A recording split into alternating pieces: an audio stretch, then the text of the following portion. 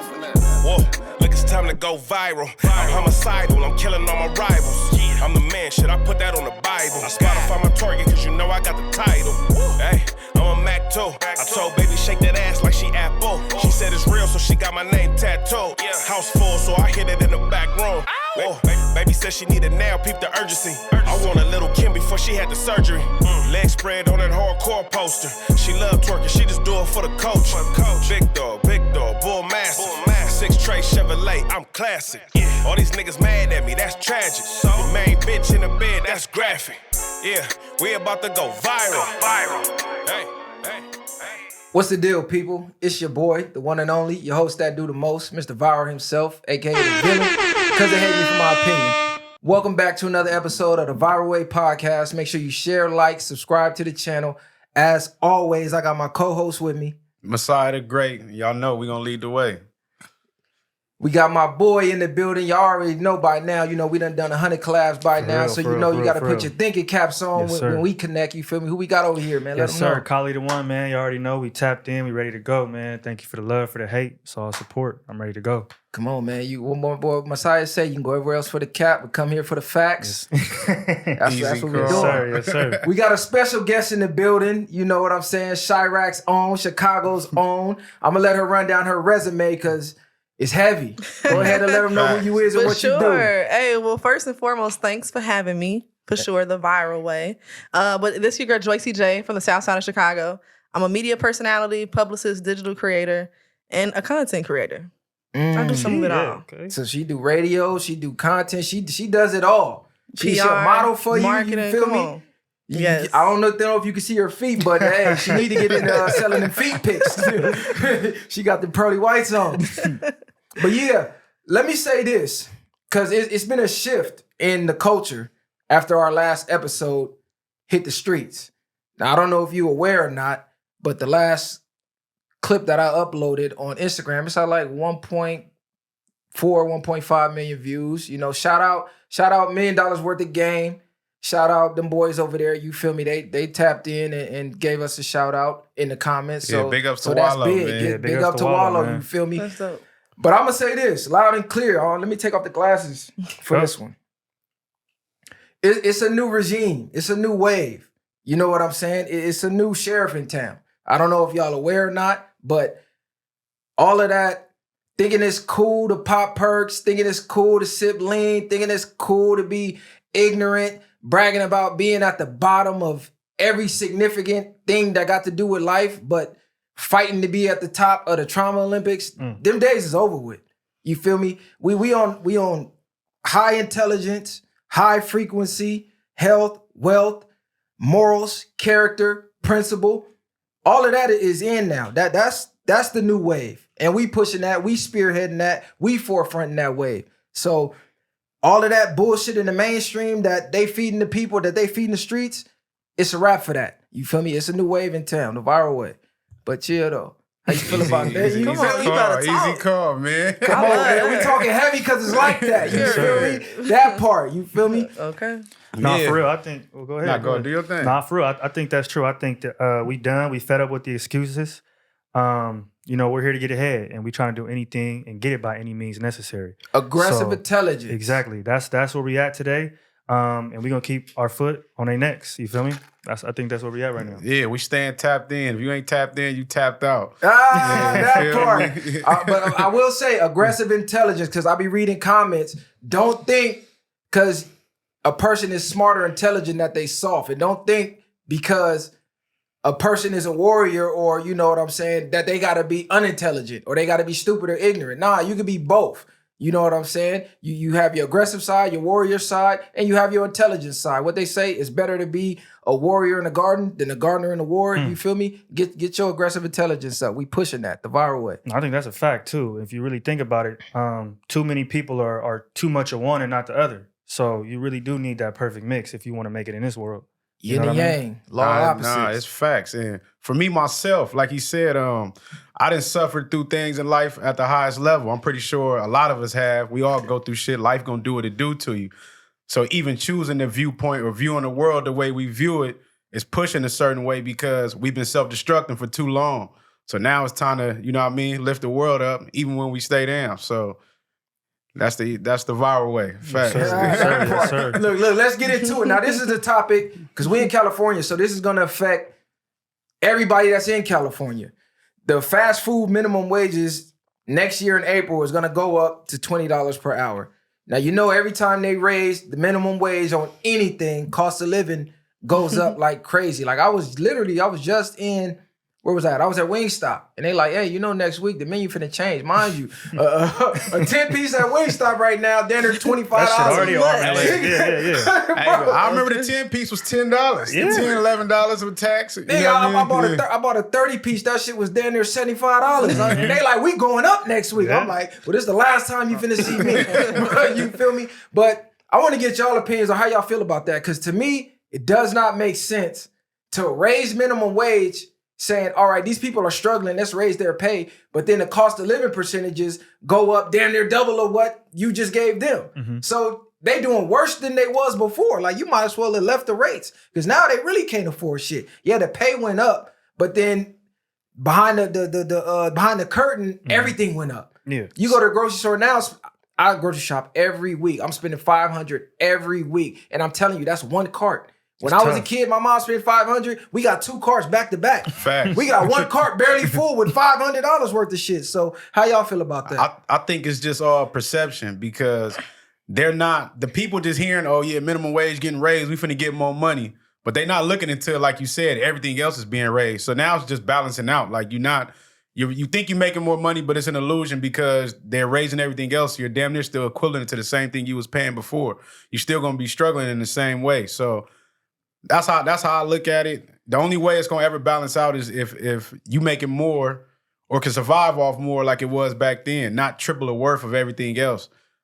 But how y'all feel about that? No, that's a fact. And you got to look at it like this too. You can make all the money in the world. You go fast food, minimum wage can raise to 25. If you got bad spending habits, a bunch of shit on credit that you can't pay back, you get what I'm saying? You're gonna always, you know what I mean, have problems with your money regardless because you don't know how to manage your money. So even with that, like you said, it's really just an illusion to make people feel like they're going to make more, which you are right away. But then what? In a 4 or 5 months, you feel me? When like you said, Wingstop going up, McDonald's meals going up, grocery stores going up. I seen a video. A dude had 1 pack of ground beef, 1 head of lettuce, 1 tomato, and some rice, and that shit was $50. So it's like things are getting out of hand, and regardless of what your wage is, the money management is where it comes in. So people got to understand that, in my opinion.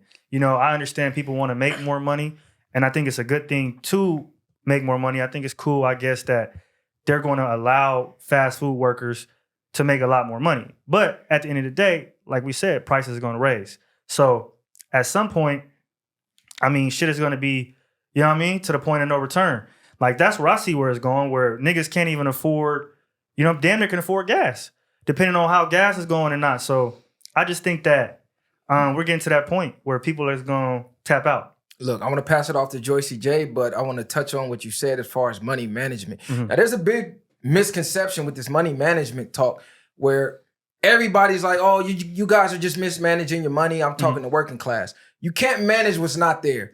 People are making less than what it takes to even survive for their basic needs. Mm-hmm. You got people having jobs and they have to have a side hustle to break even just to get out of the red. So I don't care how much you save. You can't save yourself rich. Actually, saving money is actually losing money. Yeah. Most people are like, what the fuck you mean? Like, bro, if you put $100 in the bank, first of all, what it's accruing is damn near nothing. And the bank's using that money, making money off your money. Not only that, when the cost of living goes up, inflation goes up, that $100 does not have the same spending power anymore. So you're actually losing money. Like right now, if you would have had $100 in the bank, maybe 5 years ago, 5 years go by, that $100 worth how much now? Probably 50. It's $100 to leave your front door. Yeah. Guaranteed. You go out the house, just have $100 bill on standby because it's gone. Because as soon as you break that 100, it's over with. It's over with. But yeah, how you feel about that, Joycey? You know, and just to point off everything that you guys said, in my opinion, the goal with no matter what city you in and where you from,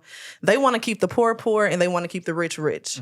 The rich doesn't care about making the poor come up to their level at all. So that's why we don't have good money management. That's why we don't know how to have good budget management. And a lot of people don't know how to get the money into the bag because they don't even know how to start or where to start. Because African Americans, we've been so oppressed just with our education, even from learning where we actually come from, even from knowing the proper foods to eat. We've been lied to for years. Like, to be honest, people just found out what Juneteenth is. I mean, let's just be real. And we talking about money management. People don't know how to manage money. People don't even know how to manage their personal lives. So it's really deeper than a lot of this. And a lot of this is crazy. Politics, they go keep the poor poor. So them going up, or regardless if they go up or down on what they pay people, if people don't have the right management or how to put their money out anyway, how are they ever going to win? How is the poor ever going to come to the middle class? And eventually, I don't know if y'all heard, they're trying to eliminate the middle class. Yeah, absolutely. That's what all this is about. It's a silent attack on the middle class where in 5-10 years, you're going to look up either you rich or you broke. So the Viral Way podcast, we preaching y'all to get wealthy and get rich and do it fast, because that whole white picket fence middle class lifestyle is about to be non-existent. AI finna take half of these jobs anyway. You got Elon Musk saying in a decade or two, it ain't gonna be no need for no people working. AI finna do everything. So what that say about y'all? Are they gonna eliminate bills? Probably not. How you gonna make your money if a machine or artificial intelligence is doing what they paying you to do? Yeah. So people got to really wake up and look at that. But yeah, Messiah, how you feel about that, man? I know you got. Nah, I'm just she made great points, but it goes back to, like you said, to me, thinking about your needs and your wants.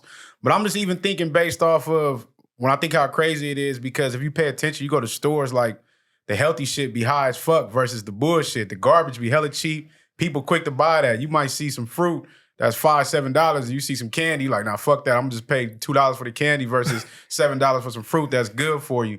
And that affects us not just on a psychological level, but just the nutrients you need for your body in general to make you operate a certain way. It's certain foods and certain things that give you certain energy that keep you going throughout the day. And there's other things that deteriorate that. So I think you got to do a real focus on the minds and just knowing yourself, like she said, of knowing your history and your background.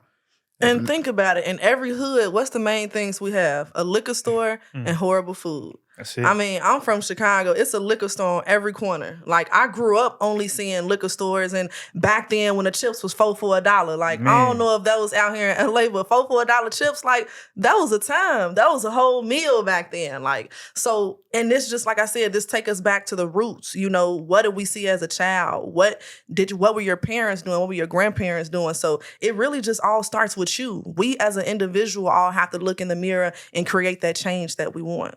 That's a fact. I believe us as a people, as a collective, all races, this is why they're so big on the divide and conquer. Like everything from your sports team to your religion, to your politics, to your race, to your class, literally everything you can think of is divide and conquer to stop people from collectively thinking. Because when you have a mass amount of people putting energy into the same thought, that creates a ripple effect in reality almost. Like you damn near bring it to life just from your mind, from you guys thinking on the same topic.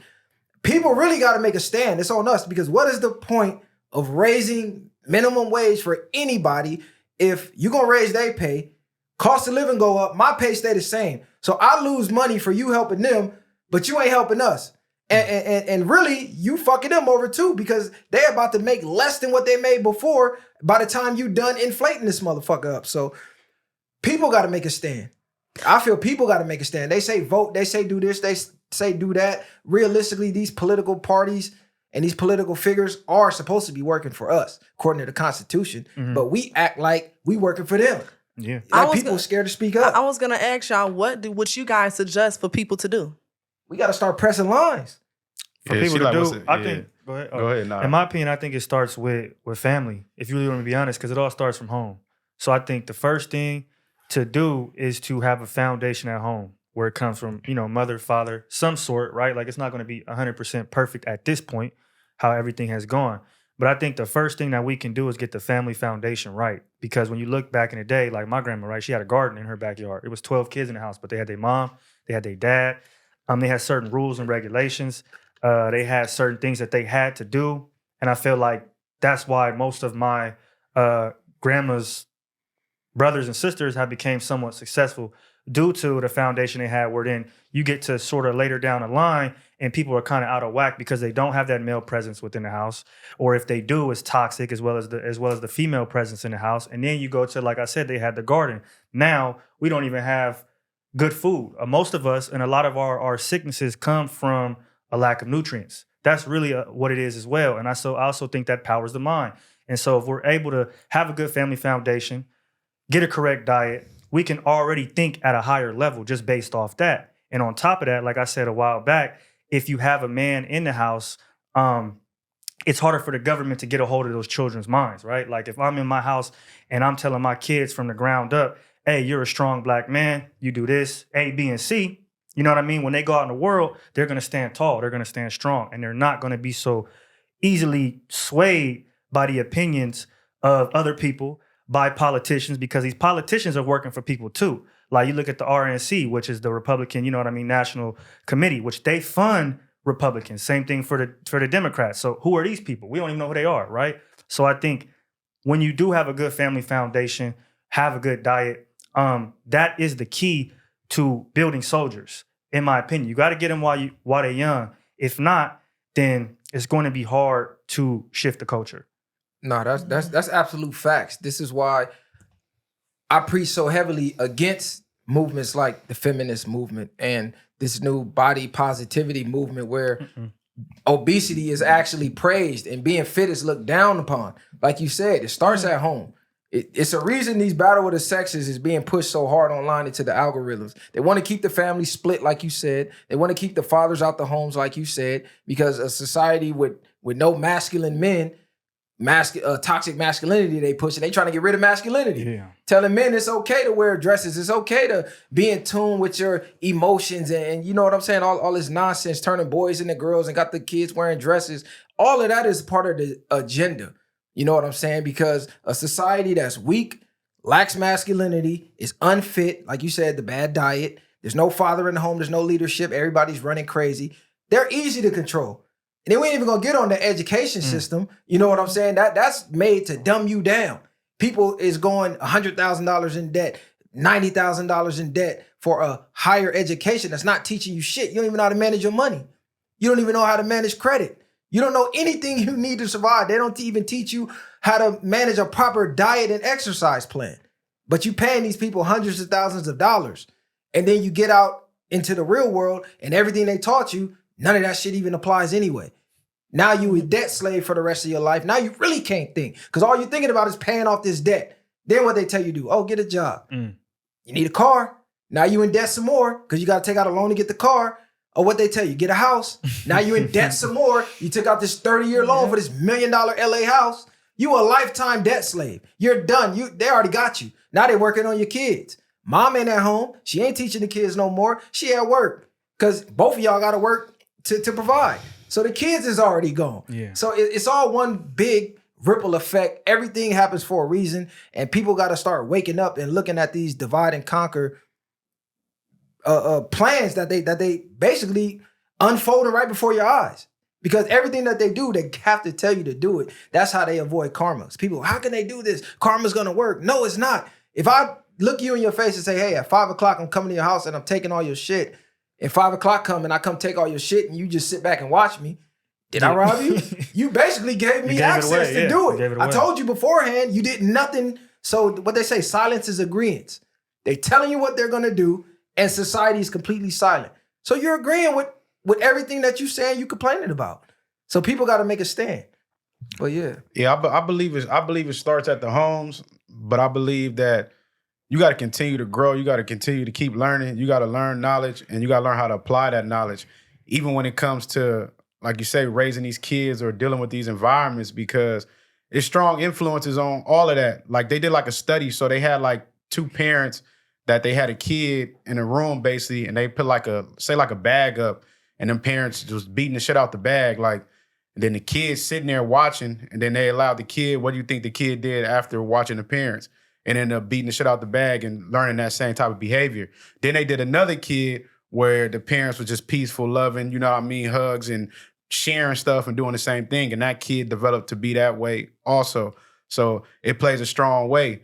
And our environments we deal with, depending where you come from, it's a lot of negativity. So this is what you adopt as a kid. You might have not been born that way, but as you grow, you learn to be hella aggressive. You learn to be certain ways because you're surviving in nothing but negativity. So I believe all that plays a strong point in the development. You know what I mean? It's bigger than just home because you go out, like you said, if you gone all day at work, who's really influencing you as a kid? Who's influencing your mind? And even these grown people getting influenced by people younger than them. You know what I mean? So it's being able to apply and think for yourself and being able to be sharp enough to understand and decipher as you go. No, Yeah, like you said. that's a product of your environment, which I'm sure we all heard. A lot of people can be a product of their environment, but the question is, when someone is so deep in their environment and become a product of it, how can they change? What if that's all they see and all they know? But that's the mindset where it comes in. You have to change the mindset. You have to still be damn near delusional to the point where it's like you're seeing your vision of climbing out of this. You know what I mean? We watch people that then climbed out the grave and became something out of these environments. So it's just choosing the right actions and the right reactions, I believe. No, and I think that's very true. I think too many times we focus on the million people in the neighborhood that didn't make it out when there's maybe 1 to 5 examples of people that did. So people got to more so shift their focus on the people that did. Yes, it seems a little bit impossible, but you got to start following that blueprint. Well, how did they do it? In this chaos, in this negativity, and really shift your mind and have that optimism to understand that I'm going to succeed through all odds. You know what I mean? I'm going to put the bullshit down. I'm going to pick up the positivity. I'm going to pick up the education. And education might not be going to school, or it might be getting online. We're at a point now where you can get online and learn different things like that. And so I think it comes down to focusing more so on the people that did make it out and how did they do it, and then following in their footsteps. Yeah, that's a fact. Like every episode, you're gonna hear the word mindset. You know what I'm saying? I'm gonna preach that to the day I die because it's all mindset. Like she said, be a product of your environment. Yeah, to a degree, but your mind has to be stronger than your environment. You know what I'm saying? You got to keep your eye on the prize regardless of where you at. You have to be aligned with where you want to be. So you could be in the projects, you know what I'm saying, and doing what you got to do to survive, but your mentality is, nigga, I'm in a mansion in Beverly Hills. You know what I'm saying? And make a list every day. Where you want to go and what you're doing now. Is what you're doing now leading you to where you want to go? Most people in these environments, it's not. It's counterproductive. Like I just think about when I'm young, when I was 17, when I was 18, what was I doing on a day-to-day basis? I said I wanted to be here. What was my actions leading me? If I put this down on a piece of paper, wake up, go chill with the homies. Okay, what we doing? These niggas smoking. I don't smoke.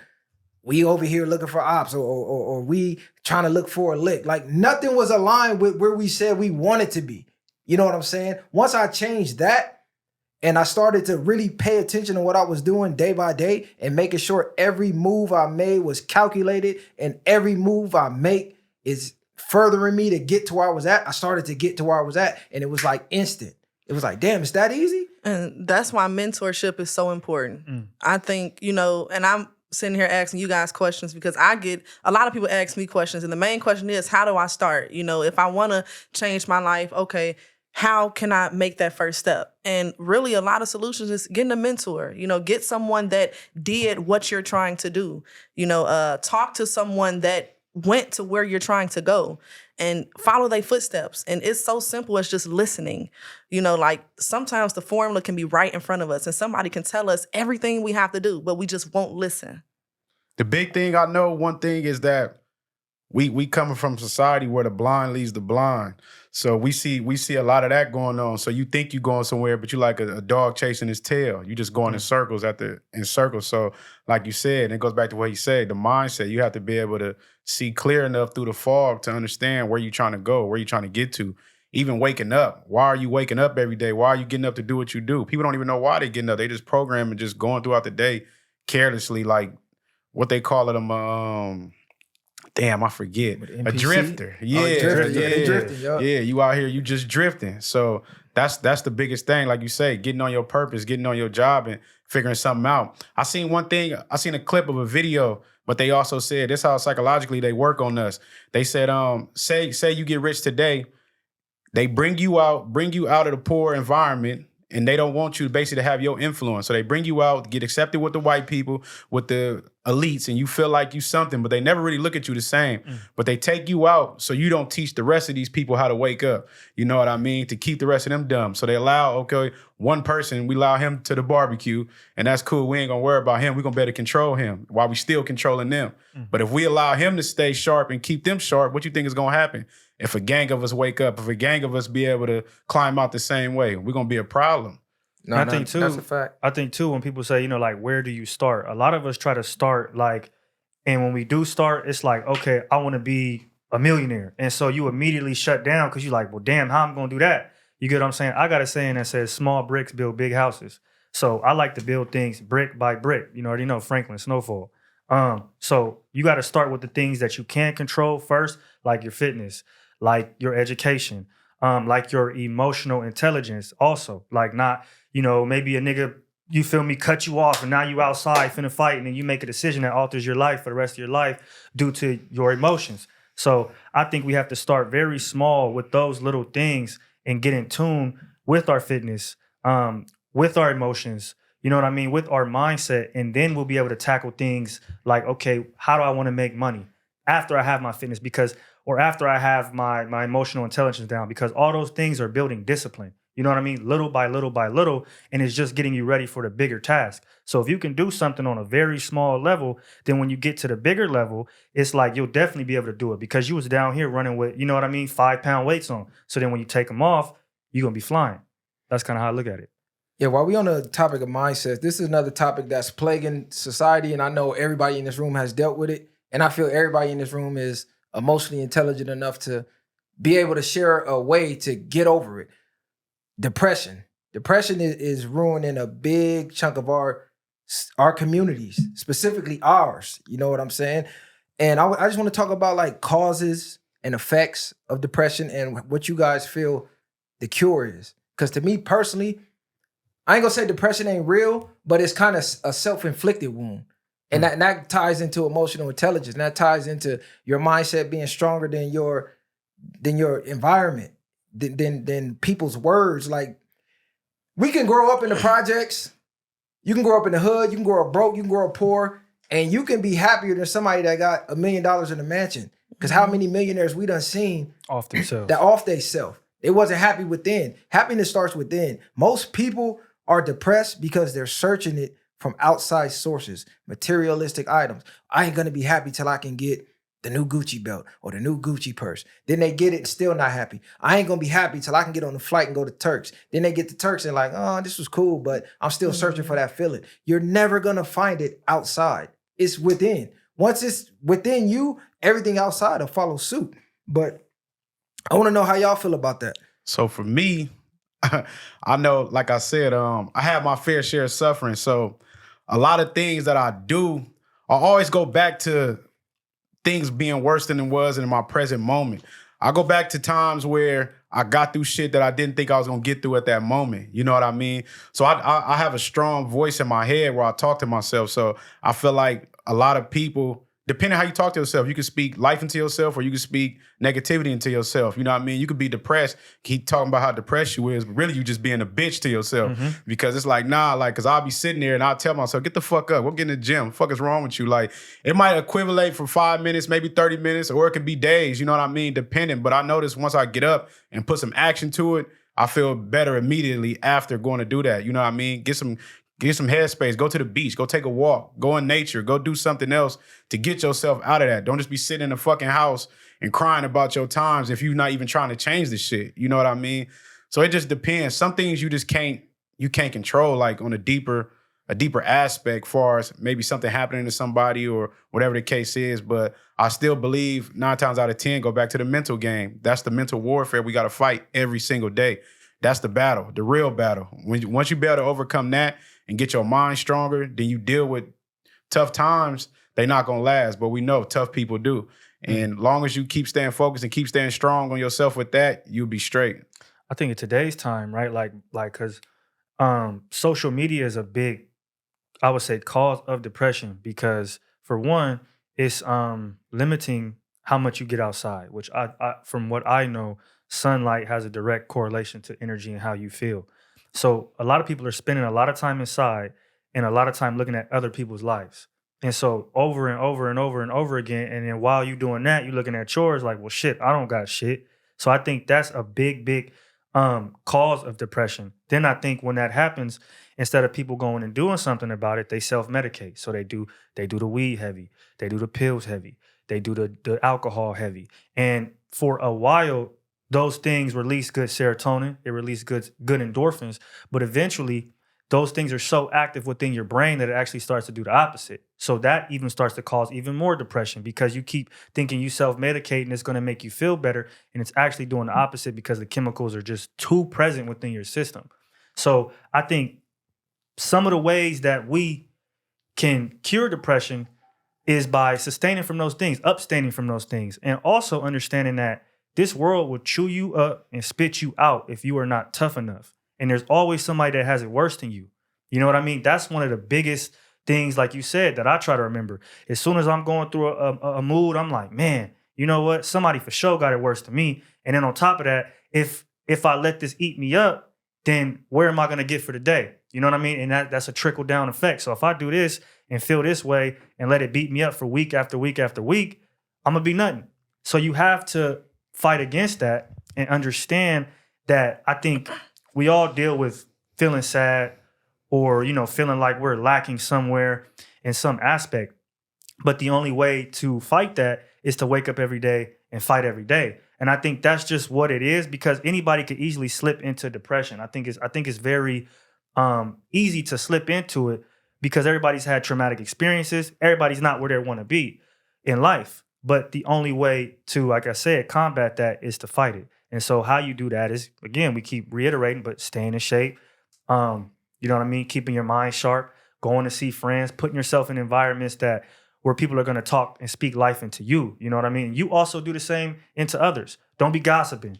Don't, you know what I mean? Shit like that. Don't be gossiping. Don't be talking shit about people. Don't be unnecessarily angry about certain things because all of these things come back in tenfold. What you put out is what you get back. So if you wake up and you're positive and you look at every situation as a chance to learn and grow instead of, man, why is this happening to me? If you look at things like, well, how can I make this happen? And how can I change this? Then I think that is a very good way to cure your depression and not even run into it at all. Nah, bars. How you feel about that, Joycey J, about depression itself, cause, effects, and some ways that people can get over it from a female's perspective? Yeah, I was gonna say, from my learning experience, depression is different for everybody. Some people are depressed because they broke, and then you can have all the money in the world and still be depressed because you're not happy within. Where I'm from, the first form of depression I seen was when people couldn't get certain things. So some people would get depressed, say if they couldn't go on a trip or if they couldn't get an outfit that somebody else had. That can cause depression. So really depression, it comes in all different forms and shapes and sides, but it brings you back to just your mental, how you look at something, what is personally important to you. And depending on how deep you take it, that can cause depression for certain people. No, that's facts. See, I know this is gonna sound crazy to a lot of people, but when I say it's like a self-inflicted wound, it literally is. Every day you wake up, you have the choice on how you feel, how you decide to feel, how you prefer to feel. So if you waking up preferring to feel depressed, you got to really look in the mirror and look in yourself and go, why am I preferring to feel this way? Because on the flip side, you can just decide to be happy. Like bro said, there's some things that's out of your reach, out of your control. Worry about the controllables. Control the things you can control. Change the things you can change. The things that's out of your reach, don't even worry about it. You can't do nothing about it anyway. So why are you letting it affect your self-being and how you feel about yourself? Like, I done been to prison, I done been to jail. It's times I done been in a cell and I done really thought about, times with bro or times with the homies or times with family, and I chose to be happy at that very moment. The memory made me happy, but I still made the choice to be happy and not be depressed. And I'm in a cell, starving, laying on a fucking mat this thin, like in the worst conditions possible, racist guards, all type of shit. But I still made the conscious decision, I'm gonna be happy right now. Mm-hmm. So you can take that throughout every day of your life. You can choose to just be happy. Like he said, you got a voice in your head. well, you already got two voices. It's a book from Don Ruiz called the Mastery of Self. You know what I'm saying? The Toltec guide. He talks about the parasite and the ally. Most people, when they talk to themselves, they talk from the view of a parasite. Everything is negative, from how they look to how their life going. Like you said, scrolling social media, comparing their lives to other people. Comparison is the killer of all joy. You know what I'm saying? People are looking in the mirror, and instead of speaking life into themselves, they speaking down on themselves. Like, say you want to lose weight, you know what I'm saying? People like, they'll pick out themselves. Oh, you know, I ain't gonna never lose the weight. God damn, my stomach look bad. Like, they won't never find the good in themselves. Like me, I like to look in the mirror. I'll point out my positives and go, you know what? I need to tweak my arms. I need to tweak my abs. I don't talk down on myself. I talk life and positivity to myself. I wake up every day and say, I'm worthy. I'm worth it. I prefer to be this way. And I think that little mindset shift would change depression for a lot of people. Just the way you word things to yourself. Forget other people. Never mind what other people say. Start talking life into yourself. Then when people talking down or negative to you, it get to a point where they're not even gonna be able to be around you because your frequency gonna be so positive, it'll push the negative out your life for you. Like, you ever been like, damn, I ain't seen such and such in a while. Oh yeah. Such and such ain't called me in a while. Bro, your positivity done pushed them away. They was adding on to the negativity. You didn't even know it. So people will get rid of themselves. You know what I'm saying? The negativity, you get rid of itself. And it's all a mindset thing. And another cool thing to do is, I read this in a book. They said, write down 5 things you like to do. And just throughout the week, at least try to do something on your list. Whatever you wrote down, even if you don't hit all 5 of them every day, try to do them every other day.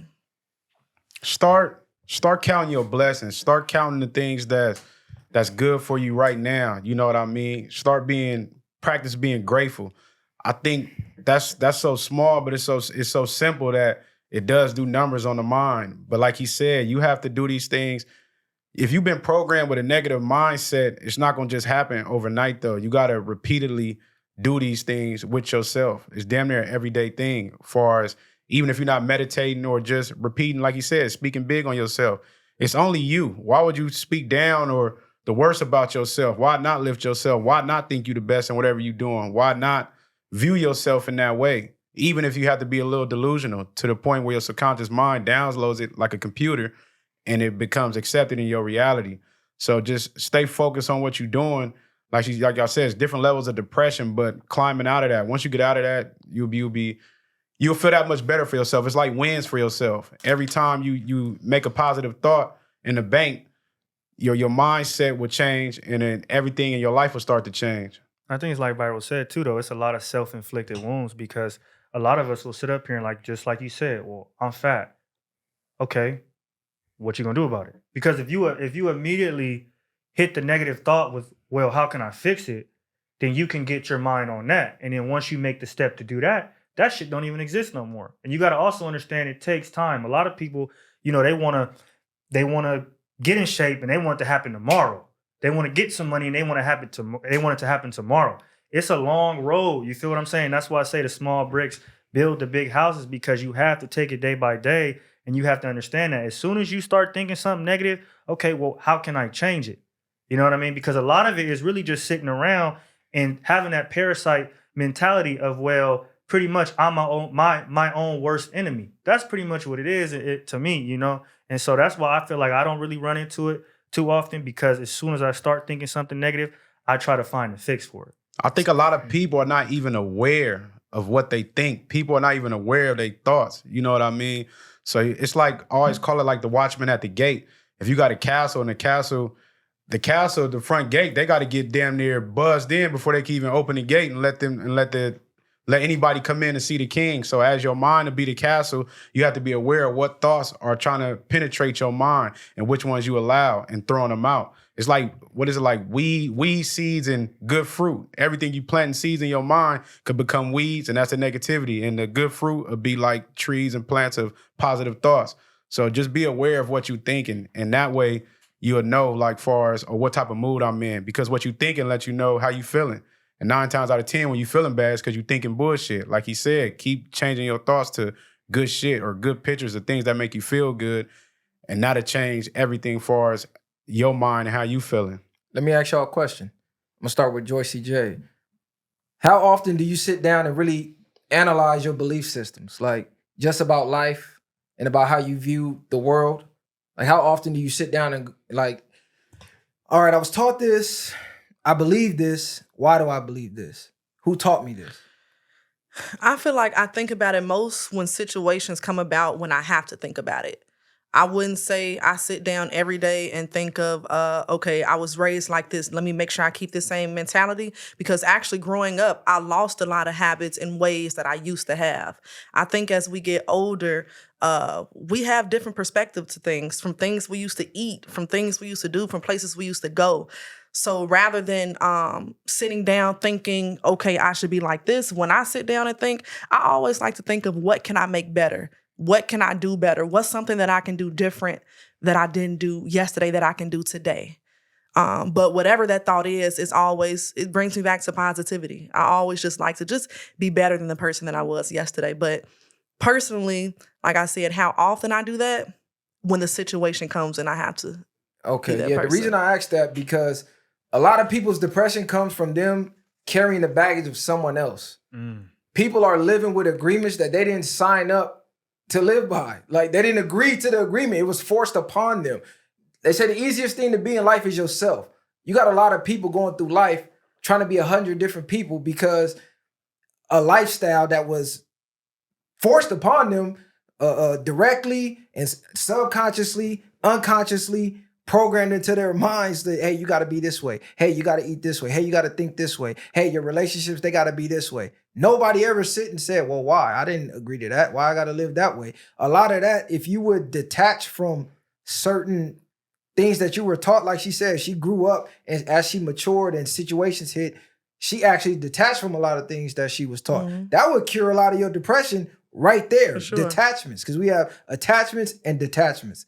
We are all programmed with certain attachments due to society. We all go to school. We all got to go through the school system. They all teach us the same BS. But as you grow and situations happen, you should sit down and analyze at least once a year. Okay, my belief systems. I believe this. I believe this. I believe this. Okay, has this helped me? Has this furthered me to get to where I want to get in life? Is this making my life better or worse? Because you got a lot of people trying to be someone that the world tells them they have to be, and they're miserable because they can't live up to it. You got to be yourself. That's the easiest thing in the world to be. Because I'm going to tell you, beliefs don't even really exist. They only exist in your mind, and they only exist as long as you believe in them. The second you stop believing in it, doesn't exist. How many marriages are miserable because a man was told, hey, you can only have one wife. You have to be monogamous. And he spent 30 years fighting against his natural instinct because the world told him. But deep down, he don't want to live like that. But because society told him, hey, you're only accepted if you live this way. Miserable. Same thing with women. They were prescribed a certain lifestyle. Now they trying to live up to this standard that's not even them for real. Like, I ain't that type of woman. I'm this type of woman. But you won't be accepted unless you're this way. So they go home at night miserable. Bro, let that shit go. Don't worry about judgment. Be you. You know, what's funny about that is when you said, you know, how often do you sit down? I actually, when I first started my show, that's the right before that, you know, because I've always been pretty level-headed of a person and, you know, been on my shit. But I was like, man, I really want to do more. I want to shift the culture and influence people. I started the show and I was talking a whole bunch of nonsense. And so I had to really sit down and say, you know what? Like, who am I as a person? How was I raised? I was raised in a militant family. People who really studied, a lot of Black greats, did things within the community when it comes to politics and things like that. And so, you know, like you said, a lot of us, and even me for a point in time, I was trying to jump into a type of content and be somebody that I necessarily wasn't to please a certain type of crowd. And I had to really sit down and think, like, who am I as a person? And as soon as I did that, I started to create the content I want. And as soon as that happened, I started to get happier and things started to fall into place more and things started to progress. So I think it's very key that you do sit down and think about, you know, what do I believe in? And also, like, be honest with yourself. You know what I mean? Are the beliefs that I believe in, are they benefiting me or are they not? Or am I even doing what I say I believe in? Because you could be being a fraud to yourself. You could believe, like we said, hey, I want to, you know, make this type of content, and then you can go the next day and create some whole other shit. So it's also about that as well. When you sit down, you got to be honest with yourself. But I just think that's crazy that you said that, because I think once you stop trying to please others, that is when life gets better for you, because then that weight of everybody else's expectations and what they think and how they're going to judge gets lifted off of you. And once you're able to, lose that weight on you, you're able to move the way you really want to move, and life does ultimately get better. I have to say, because people are going to ask, like, okay, how will I figure out what's my purpose? What helped me figure out my purpose? Like, I realized I was a journalist a long time ago. And I tell people, sit down and ask yourself, what did you like doing when you was a kid? I feel like when you find out those cool hobbies and things you did when you were little, that can define your purpose as you get older. So like a habit I had when I was young, so I'm a super 90s baby for sure. Like I had the camera. Y'all remember the cameras that as soon as you take a picture, it come right out? Polaroid. Yes, I love every year. That was all I wanted. And now fast forward 20 years later, I'm in media, and I'm a digital creator. So you see how that like tied back. And I was 5 or 6 years old asking for a camera every year. And then I used to go outside around my neighborhood, and I used to be the one like taking pictures and actually filming my friends. So now fast forward to what I'm doing now, I'm in the entertainment and media business. It's crazy how it works. So I always tell people, when you think about your purpose and are trying to analyze your life, think of things that you used to do when you was a kid. Yeah, it took me to crash to really start evaluating the things that was going on in my life. Like, as far as me, I always talk about self-destructing, me being that way or living that way. Then I had to reevaluate, like you said, the progress. What progress am I making, or where is this getting me? You know what I mean? Or I'm staying in the shit, or it's like up and down. It's like a damn roller coaster. So it's like, man, this shit ain't working. Now it's time to reevaluate. Or what was this shit these people teaching me, or I was even learning from watching? Was this even good for me? Is this beneficial for me? You know what I mean? I think that's the biggest thing of your beliefs. But life is down there. That's what you fighting, your beliefs. Everything you believe. You choose to get up and believe something and go do what you do. So like you said, your beliefs are created. You need to probably create your own and go off of that and just dive off the deep end and say, fuck everything else. Far as they say, you never begin to live till you start caring what people think. People gonna talk regardless. We doing good or bad. So I want to say this about purpose though. People quit way too soon. You know what I'm saying? When it comes to purpose, the thing that kills most people's drive towards their purpose is expectations. When you are working towards your purpose, you have to have zero expectation. You have to have 100% faith. You have to put 100% positivity and effort into your purpose. Let the universe deal with everything else. Stop worrying about how it's going to come or what it's supposed to look like, because you could pass your blessing looking for something that may not look like the way that you expected it to look, but that was your blessing. Like, you know what I'm saying? It's like that story of being out at sea. Like they said, the person was stranded at sea and the boat came. They said, oh no, God's finna come save me. Helicopter came. Oh no, God finna save me. You know what I'm saying? A fucking cruise ship passed by. Hey, you need some help? No, wait, no, God finna save me. They drowned. Got up to God, said, God, what happened? I thought you finna save me. Motherfucker, I sent you a boat. I sent you a helicopter. I sent you a cruise ship. You know what I'm saying? They put the expectation on what the help was supposed to look like, not seeing the help is right here. So just put in the work. Everything else will work itself out. You know what I'm saying? If you ask a person, what is the quickest way to get from point A to point B, most people are going to say a straight line. That's false. It's the path of least resistance. You going to point A to point B in a straight line. What if there's insurmountable objects in the way of that? Where if you just would have run around the block instead of that straight line, you could have got there in half the time. You know what I'm saying? So it isn't always a straight line. You got to find the path of least resistance. It might look like this. It might look like this, but it's least resistance than this. I think that's true. And when you stay locked in, like I feel like we're all very locked in, where like you don't even, like you said, you're not even really looking at the expectation of it. You just like, you super locked in on day to day. Like I woke up today, how many clips did I cut today? You know what I mean? What content did I create today? And that's how you stay focused. Then you look up, oh shit, it's a year later. Nigga, we done whoop wop, did all this different shit, you feel me? And we have progressed, you know what I mean? Instead of thinking today, where am I gonna be in a year? Let me just work for a year and then see where I'm at. You get what I'm saying? And another thing too is you have to be okay with being alone. Because when you have that transition period, there's going to be a lot of motherfuckers going to fall off. A lot of motherfuckers going to fall off. And a lot of us won't even go do what we really want to do because of the fear of losing a friend, losing homies. You feel me? Maybe the girl you with, she not gonna fuck with you no more because you wanna, you know what I mean, put your money here instead of to her. Whatever the case is, you have to be okay with understanding that when you transition, more than likely you're gonna be in a weird spot where you're here, your old homies is here, and the new motherfuckers you're supposed to be with is up here. So now you stuck in the middle. So you have to be okay with that just for a little while, because eventually you're gonna fall in place with the people you're supposed to, and again you're gonna look up and you're gonna have progressed. You got to enjoy the journey and stop worrying about the destination, because when you get to that destination, it's probably not gonna feel or even be how you thought it was in real time. So enjoy the journey as you creating and doing what you do. I feel like purpose is always a misconception when it comes to that, because people get here like, damn, what am I put on this planet for? Your purpose can be whatever you choose to wake up and do. You know what I mean? If you choose to go be an artist, or you choose to go be a motherfucking construction worker, whatever, that was your purpose. You started living with a purpose, and now that's your purpose for your life until you create something else. Then you might have a new purpose. You might go be an actor. You might go be something else. So I think it's what you choose to wake up and focus on. And like I say, just focus on the journey and not the destination. There's been so many times where I didn't went and bought shit that I thought I wanted, and then when I got it, it didn't feel like nothing. Like, you know what I mean? But I was craving that shit before I got it. And I got like, shit regular.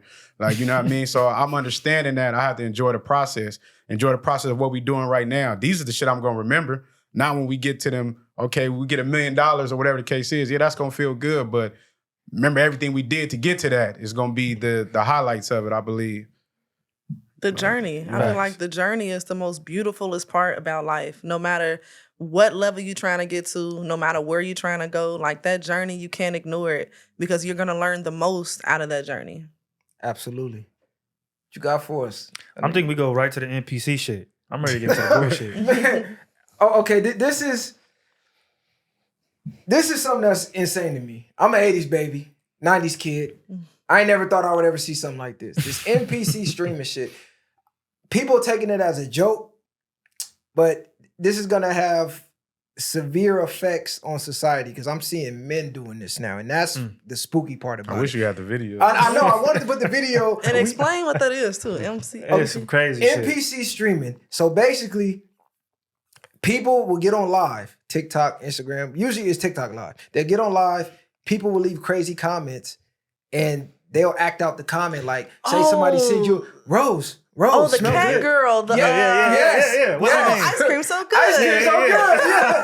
Yeah. I scroll past that shit so fast. I remember bro send me that shit. I'm like, man, what the fuck is this? But Yeah, y'all know that what's shit in my mind. crazy? It ain't never keeping my She attention. had big deals off of that now. Nah, that's what she's he's getting saying. rich. Yeah, That's what I wanna That's get what I'm into, yeah. saying, Like- because people see the money she's making off of it, and people are doing that. Like, I'm seeing men.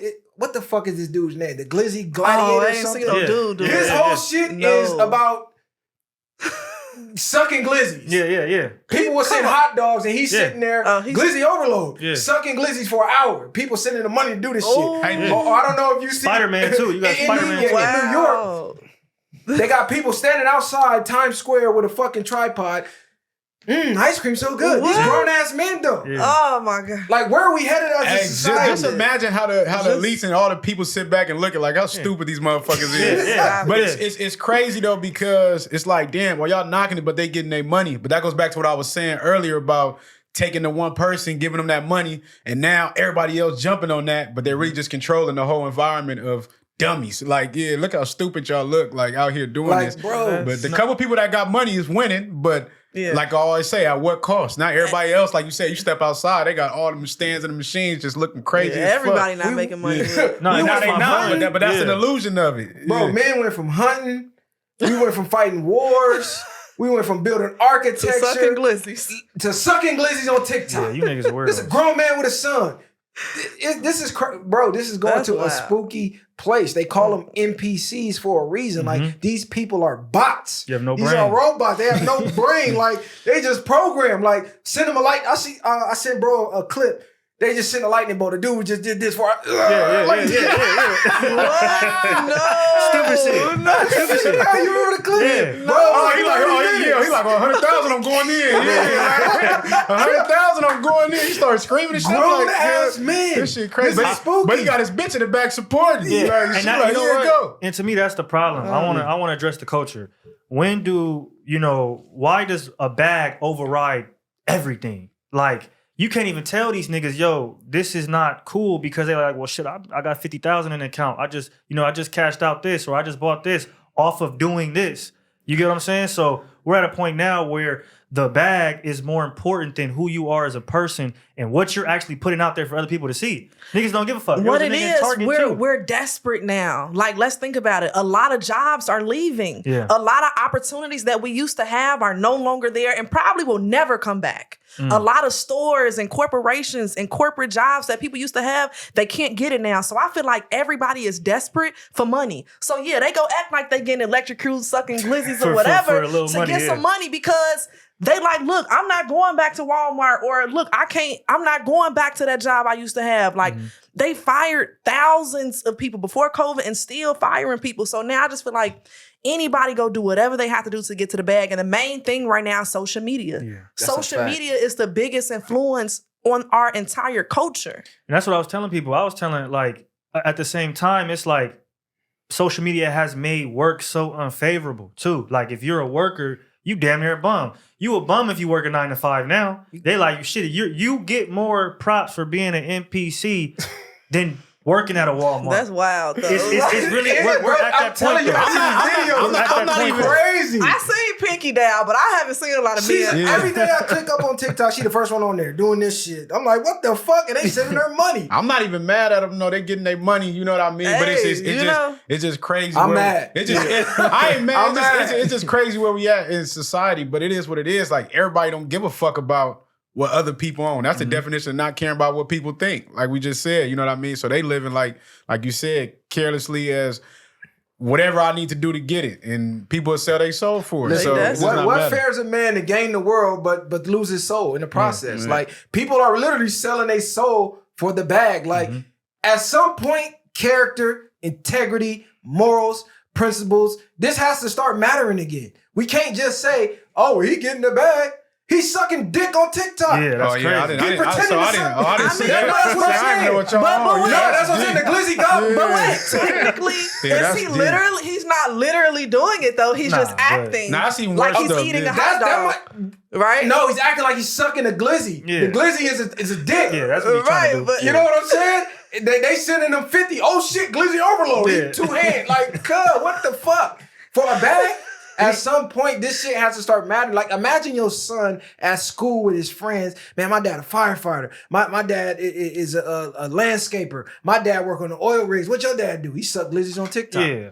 It's Like, come crazy. on. Like, this is crazy. Yeah, that's Y'all deep. wanna know I something? didn't even know about that Look, shit. and let me ask y'all this for men, right? In my opinion, I think a lot of men don't care about the jobs we used to have back in the day, being a firefighter, being a police officer, working at the hospital, being a nurse. Do men actually want to do that lane now? I think that there's a lot of men that do, and this is really where I think it's crazy because I think there's a lot of men that do, but they won't speak up because again, it's so unfavorable to be one of those workers. You know what I mean? They looking at these people that are doing the NPC shit, or even like the nigga that was going through Target. I don't know if y'all seen that nigga. He took us through his whole day, put his drawers on. Bro, That's the one Left you the talking camera about. there. The lady looking like, what the fuck? I ain't even getting paid Like, for this I'm shit. just thinking, like, bro, you set the tripod up in line, paid and walked out, and you had to come back and grab the tripod. Yeah, Like, you gave no fucks. He You did. didn't care He at all. did. So I think men right now are like, they want to do those jobs.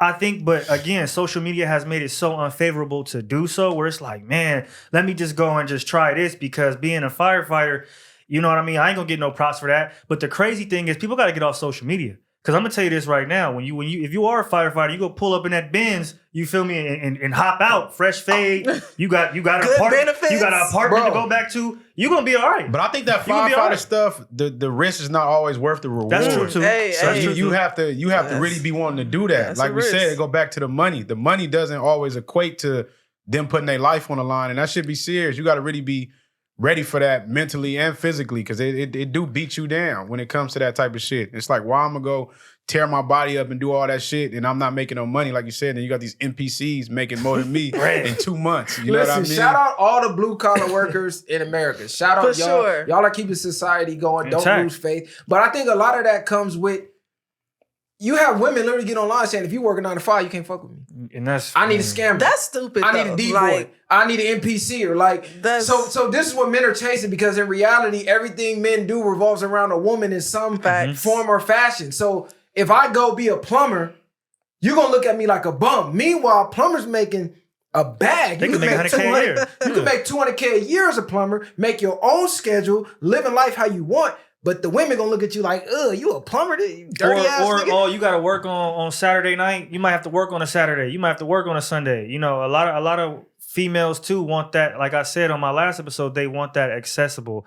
They want somebody to be accessible 24/7. You know what I mean? To go be able to take a trip whenever and do all these things that, you know, is not necessarily realistic when it comes to like day-to-day life. And yeah, a scammer or a D-boy might be doing that, but then when you hear that knock on that door, somebody finna come through, you know what I mean? Then what? Then shit gonna get real. Look, You bro, pull it, but you pull it. Then shit getting real. Even though, like you said, with the plumbing shit, but if you pull that bread out, them pigeons still gonna fly. So you know what I mean? Nah, It all it's just depends. Yeah, but you frown upon. You right for trying to live right or trying to live a righteous life. So you frown upon off of anything that comes to, like you said, back in the days that was cool. Now the shit is not cool. But even then, I thought when I was a kid that the working man was a sucker. So, but the working man is the one who gets to be at home with his kids. The working one is the one staying out of jail. The working man is the one that, yeah, exactly. So now, I'm not saying get caught up in the 9-to-5 hamster wheel trap. You know, right. Make something of yourself. Try use that as a stepping stone. Don't get caught for life, because that is a part of the matrix of you being on a hamster wheel, just spinning in place. You know what I'm saying? But we got to show more love to the blue collar workers. They don't get enough love. Like you said. Yeah, we need them. You can start a landscape business right now. Oh, crazy. And post it on Instagram, you might get 35 likes. A nigga post a picture with some credit cards and a laptop, trillion likes, he finna get 100 DMs. Hey, bro, I need the methods. Like, he gonna get all the love. He gonna get all the women. He gonna get all the hoes. So now the landscaper like, man, fuck cutting this grass. I'm finna go scam, get his dumb ass cracked and get 100 years. So, you know what I'm saying? You know, it's crazy that you say that, because I do try to show my appreciation now when I go to certain stores or do certain things, just even giving people words of encouragement that is working certain jobs. I remember when I started going back to, I forgot where I went to, Food for Less or something, and I had bought a gang of shit and they didn't bag my shit up. I'm just looking at them like, cause when y'all stop bagging shit, like, you know what I mean? Like, bag your own shit. Like, I'm like, that's crazy. So you don't understand like small things like that affects you. Like, far as just going to the store and expecting them to bag your shit up. Now that you bagging it up, you're like, damn, cuz, like, fuck this store. I ain't coming back. But the small appreciation, like you said, of workers. So when they do bag it up, you know what I mean? Sometimes I even might tip them for doing that, because I know y'all don't do this shit no more. Mm-hmm. And another thing too is like, if you get around some of these men that have worked a good 9-to-5, and you talk to them, a lot of these dudes got a good 401k, and a lot of the smart ones was able to take some of that money, start something on the side, and build that up. And at the end of the day, it take money to make money. So these jobs are not the end all be all. Like you said, we're not saying stay on a hamster wheel forever. But if you could go make $70,000 to $100,000 a year, live below your means, that'll give you the ability to see, okay, I got an extra maybe $1,000 a week or something. What can I do with it? Then that's where the mindset comes in, and how can I put this money to work? So we got to start thinking like that instead of trying to take the easy route and just go be a scammer or go be a D-boy or the NPC. Because believe it or not, even though it looks easy, it ain't easy. It's not easy to go stand in front of a camera for 6 hours and move back and forth. It might look easy, but the shit can everything has its, you feel what I'm saying? It's pros and cons. So listen, I'm not living below my means. I know people like to preach that. I'm living to the fullest extent, to the highest extent. I deserve it all because I work for it. So I ain't living below my means. I mean, like, not to knock what you said, because what you said, you're right. Yeah. I'm saying, me personally, I'm not even going in the world with the mindset of living below my means. You know what I'm saying? I'm always looking for bigger. I'm always looking for better. And I'm always pursuing that and putting in the work to get that. I'm not going in the world like, oh yeah, let me live less than what I am. I think his perception of that was like live below your means for a moment. Like, no, I know what you're saying. Like discipline. You know what I'm saying? Don't make $40,000 a year and then go get a $40,000 car. Exactly. You doing stupid shit. But you get what I'm saying? Then you gonna be fuck. But yeah, I get what you're saying. I get what you're saying. Nah, you're right. But keep them powerful thoughts high, because that's what you're gonna be attracting in your life in the future anyway. The shit that we thinking now is what we creating tomorrow. The shit that we doing now is what we creating tomorrow. So you think too much in the future, you're never gonna work your present.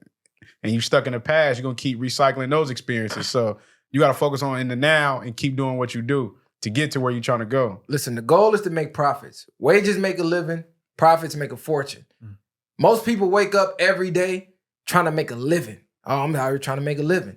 Imagine waking up every day saying, I'm waking up working towards my fortune, adding to my fortune. That's a whole nother outlook on life. You done unlocked a whole nother cheat code. Focus on making a fortune. Don't focus on making a living, because then that's the reality you're gonna get. You're gonna be scraping by, making a living, just getting by, living for the weekend. Monday through Friday don't exist to you. You gotta wait till Friday night, Saturday night. To feel like somebody. Sunday, you back miserable again. I gotta go make a living. Nah, make a fortune. But yeah, well, what you got for us, man? You got anything else? Let's see what we got, man. We got a lot of shit, man. It's a whole lot of shit going on. I don't really want to talk sports. I don't know if she watch sports. Yeah, see, I don't want to talk sports. Nope. Taxes, man. Yeah, let's we gotta talk about taxes. At what point do we as a society stop getting robbed and stop accepting it? Let's talk about it. You know what I'm saying? You have millionaires and billionaires leaving the state of California because of taxes. Think about that. One of the richest men in the world just left. Yeah. Because of taxes. Like, at what point do we stand as a collective and go, wait a minute, this shit ain't making sense. I'm putting in all this work, 40 hours a week, 80 hours 2 weeks, 100 hours, however much hours you work. And before I see my check, somebody already took a portion out of that. Not only did they take a portion out of that, I'm going to take this tax money, I'm going to go to the store, pay taxes with the money that they taxed on items that they added an extra tax on with the money that you taxed from me. Then at the end of the year, depending on what I made, you're going to tax me again. If I made too much, if I made too much, like you getting quadruple tax, triple tax. Crazy. At what point do we say we ain't doing this shit no more? I go to work, I want that full check. It's like, how can we even change that though? And then I think, like, I don't know if a lot of people know where our tax money is actually going to. Like, it's not even going to the things that it should go to. Yeah. It's going to the opposite, funding wars. Like, it's traumatizing. So it's like, how can we even change that? Because Uncle Sam want his cut regardless. I like what you said too, because it's going to wars. Or when them police hop out in the street and they look like they in the military, that's where it's going to as well. It's going to shit like that. I think our money ain't going nowhere. It's just coming out your motherfucking pocket at the end of the day. Because they creating the damn money. So it's like, what do they need your shit for? You know what I mean? They make it, yeah. And then it's like, we can't stop paying taxes because we can go to prison for it. But see, this is what I say as a collective. Imagine if everybody as a collective said, fuck that, we ain't doing it no more. But it's some people that don't pay. It's some people that don't pay taxes. No, it's ways around. It's legal ways around it, but they're not going to teach you that. You got to be in the club. Yeah, you know what I'm saying? But I'm just saying, imagine your job just was like, you know what? We ain't taking taxes out no more. The bank said we ain't taking taxes out. People said we're not paying taxes no more. Everybody said we're not paying. What you going to do? Take the whole society to jail? Yeah. See, the thing about the game is they need you to play to win. The second we all stop playing the game is over. But this is why they spend so much funds in programming you, so you can never realize you're actually in the game. Most people believe they're free right now. Which is crazy. They say the greatest slave is the one that think they free. You like a free-range chicken. Yeah, you got all this open space, but motherfucker, you can't see the fences. Don't cross the gun line. You know what I'm saying? No, we need another Boston Tea Party. That's what I was looking into right now. That was something that we had back then, I think like 1793, and that's when we decided to go against the government and, you know what I mean, due to taxes. So again, we're so watered down now where something like that is like, niggas are scared of something like that, right? Like, they are scared to bond together and have that revolution. Like, we're so caught up in our day-to-day, the phones, you know what I mean, the women, the niggas, whatever, just trying to make a dollar and survive, that we're not even trying to shift the culture at any point. Because you got to look at it. Back then, things weren't as advanced as they were now. So you didn't have cell phones. Everything wasn't plush and nice and ready and easy to go. It made you so comfortable. So people were hungry for change. I feel like now they have advanced things, or at least made things seem like they're so accessible to the point where people's like, well, shit, why would I fuck this up? You get what I'm saying? Why would we have a revolution? Because then what's going to happen? So I think that's where we're at. I don't know how we get out of that and shift that thinking, but I know that is where they got us. It's crazy. We talk about the government, but you don't just run into these niggas on the streets. Like, where these niggas at? You gotta go to wherever you going to go find them. Yeah, it's like you ain't just running into these niggas. So it's like wherever you go start, unless you finna go in front of the White House or something and start going crazy. So I don't know where to start with that type of shit. See, I don't even mean like going to rush the Capitol like they did. I mean like as a force. I know, like you know just what? stop. Yeah, just stop. Like a boycott. Pretty much. Okay, 2024. Nobody filed their taxes. We ain't filing shit. Take us all to jail. Yeah. But you know what I sent you? Yeah, You know what I'm saying? But how But many? everybody's scared of the repercussions. So Nah, they niggas- like, you know what? Fuck that. Yeah, we ain't filing. Now niggas want them taxes. Right, I was They be waiting for that. Oh yeah, 1500. my taxes coming for to go I was crazy. just Go Right? exempt the whole year. Yeah, Go exempt, get all your bread, and then don't file. And let's see what happened. Fuck it. What else you got to lose? They already taking your shit. They finna come lock up a few niggas. Niggas gonna get spooked and go right down there. Everybody come down here and do this shit right now. They gonna be down there. The line gonna be around the block. That's what I Y'all sent you. That's what I sent you. I sent you a video about how they have said that paying taxes is not necessarily a law. It's more so of a moral obligation. So, but I think what they do is they make examples out of people like Wesley Snipes, Donald Trump, and other people where, you know, that scares people. But I know niggas that have worked and they didn't make that much. They didn't pay no taxes and they still chilling how they chilling right now. So I'm like, you know what I mean? Maybe if we did get that collective mindset and be like, you know what? Fuck taxes. We not finna do it. What would happen? Because they say it goes to help society, like the streets, the schools, and this and that. But then you see certain communities. Okay, you can see the taxpayer money at work. Then you come over here, nigga. The people that live in the community got to fill the potholes. They ain't coming with the tax dollar to do that. Crazy. Or they got the misallocated funds. Or we don't know what happened to that $1 trillion. Like you losing $1 trillion. Like come on, kid. Like let's stop playing for real. But that's a whole nother. People got to get their mind right first before we even start talking about shit like that. But yeah, what you got for us, Messiah? What's the deal? Talk to us. Man. I look, you want to talk about code switching. Yeah, go ahead. And in corporate America, because a man by the name of Mario Lopez, y'all probably know him. He is on a whole bunch of TV shows. He was on Saved by the Bell, I think it was called as well. And people was getting on him because they were like, "Oh, we didn't even know you was Mexican like that." Because he had a video where he was eating some aguachiles or some shit, and people was tripping like, "We didn't even know you was like this." And I seen somebody say like, you know, y'all don't know what code switching is. And so it brought to my attention where people was kind of making fun of him or saying he was fake because in the corporate world, he's more, you know what I say? Obviously, he's not speaking in slang. He's got, you know, he's more proper, dapper down, whatever. But then here he was more like, I'm Mario. You feel me? I'm more chill. So what do y'all think about code switching? Like, do you think that is fake in a way for us to do it? Or do you think it should be something that's sort of like required? I feel like code switching, that's the key to life. Yeah, that's what I was feeling about it. Yeah. Literally, it's as simple as if you want to win, if you want to prosper, if you want to gain a lot of great relationships, a lot of dope friendships, and learn, you should know how to code switch. And it should be as easy as a switch. It's turning like. And to even explaining what a code switch is, you're not going to talk to your mom how you're going to go out on the block and talk to your friends. Facts. You know, if you're trying to get a job, you're going to act different. You just have to. It makes sense. You know, like how I'm talking to y'all right now, saying y'all and not talking proper. If I'm trying to go get a corporate job, I'm going to talk a little bit more. Tighten that up. You know, let me turn it up a notch. Tighten So that it's up. like, am I wrong for doing that? No, that's actually smart, and it shows growth and intelligence. So people should definitely learn how to code switch. I don't like that shit low key though, because it's like you become like a damn chameleon. But you do got to adapt to whatever environment you in.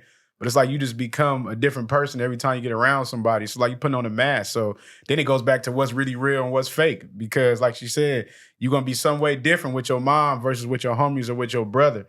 So what are you really real at the core?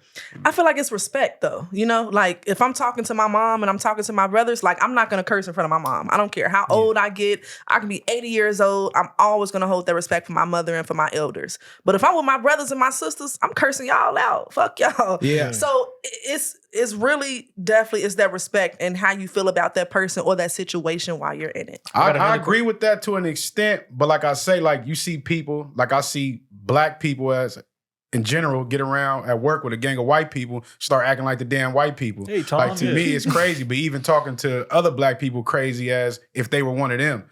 The same way we see in the police force or whatever the case it may be. So I think it's to an extent of being able, like you said, as far as a respect level, but I still think you should be yourself at your core when you are in those different places. I think it's more of a mindset thing. Like this ties back into the real nigga versus real man mindset.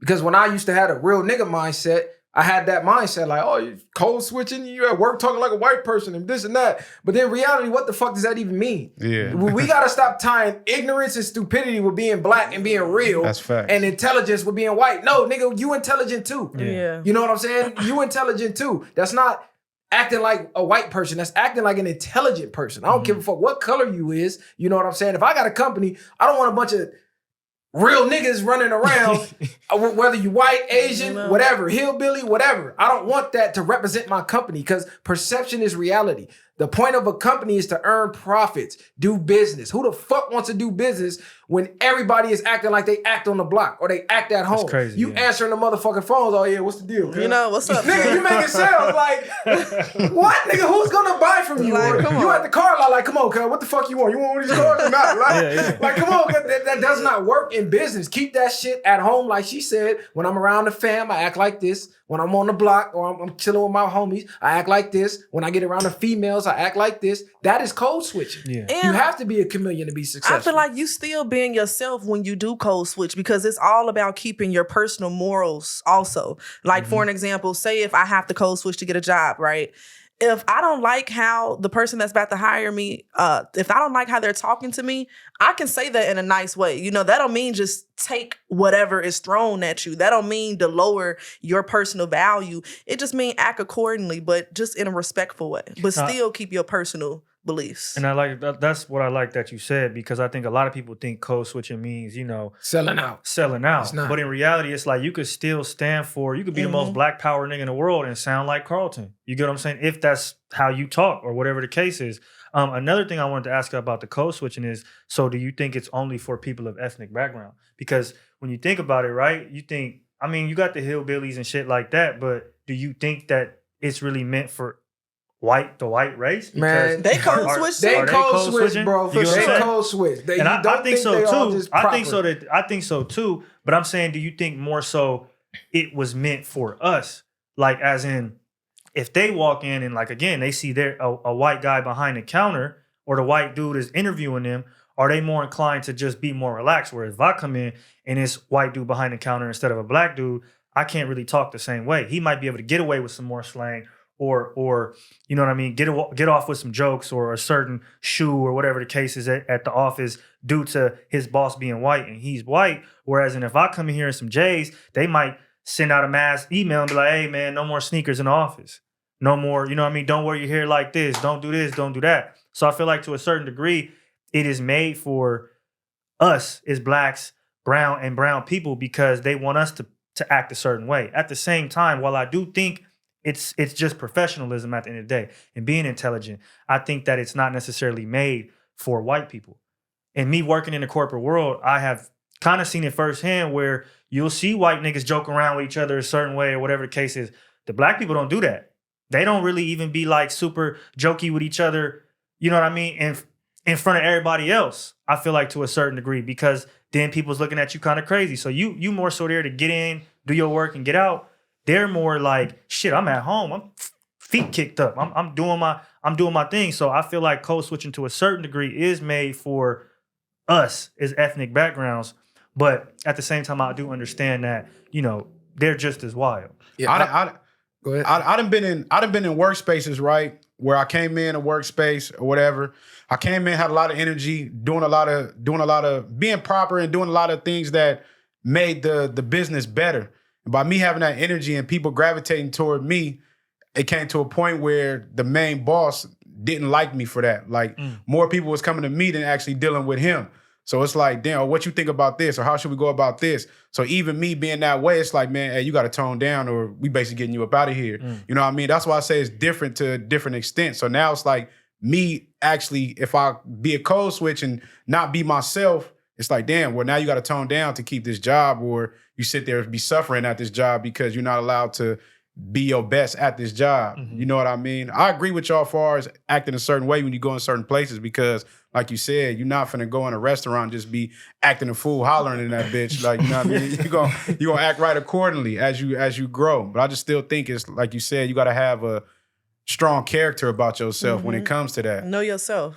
So, but see, that goes into not knowing your history as well, because I don't believe they made it for us, because realistically, we civilized society. For sure. When you start going back in history, I mean, let's look at pre-segregation. We was walking around in suits, ties, talking proper, clean. For sure. We didn't have none of that super Slang. slang and all that shit going on. We talking proper. And if you want to go as far back as the Moors, yeah. when they went over there to Europe and Spain and all of that, Yeah. to where they civilized that culture, where they weren't even taking baths over there. We got to tell them, hey, you can't sleep with the animals. Yeah. You can't bathe with the animals. You got to wash your ass like this. You got to Strung brush them your up teeth right, too. like this. Yeah, made them So walk right too.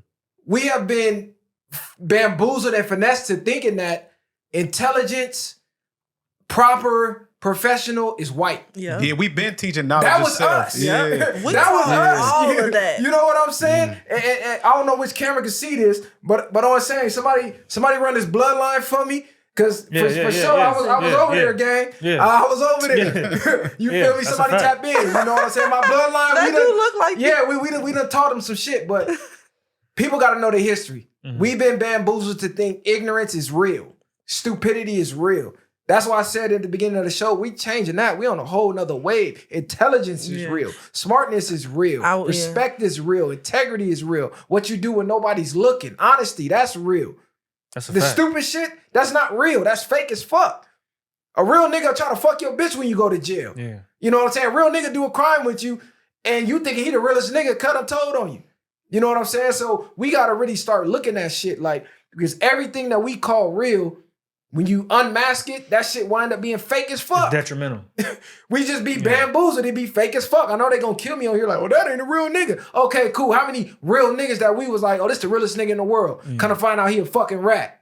If you want to start talking street shit, or he a fucking pedophile, or some weird shit. You know what I'm saying? So we gotta really reconstruct our definitions of what's real and what's fake. Yeah. I'm glad we're coming to that point, you know, as a culture, because I feel like for so long it was the opposite. You get what I'm saying? Where it wasn't as many people trying to push that narrative. It was more people trying to be like, or niggas that were trying to push that narrative are getting made fun of, you know what I mean? Or getting outcasted, etc. So I think we're at a really great place right now within our community because people are starting to wake up and they're starting to realize that, like you said, the person who talks intelligent, you know what I mean, plans their next move, you know what I mean, controls their emotions and makes the right financial decisions, stays out of trouble. That is the person that's going to be most powerful at the end of the day, is going to succeed compared to the person that, you know what I mean, can't keep a hold on their emotions and really is ruled by their ego. Because a lot of the tough guy shit, that's really what it is somebody who I feel like is ruled by their ego. And that can really be detrimental for you because when you feel like, you know, you got to turn up or you got to go out here and make certain plays and do certain things to be seen as a man, that's when you're for sure going to get in trouble compared to the other dude. You know what I mean? So I think that's a great place that we are right now, you know, within our community. And hopefully we can keep it going. Look, Yes. rest in peace, Nipsey Hussle. I think he planted a seed For sure. with the street niggas and the intelligence and the shit that he rapped about where niggas that was hardcore crippin' wasn't supposed to be talking about shit like that.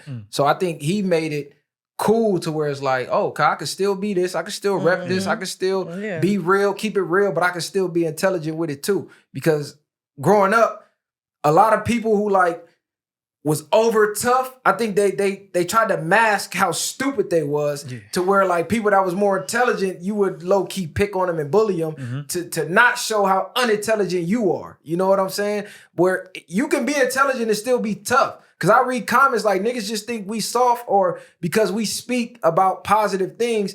Don't get it fucked up. Niggas is still demonstrate. You know, pardon me calling myself a nigga, but I gotta talk on terms that they can understand. Niggas is still go there.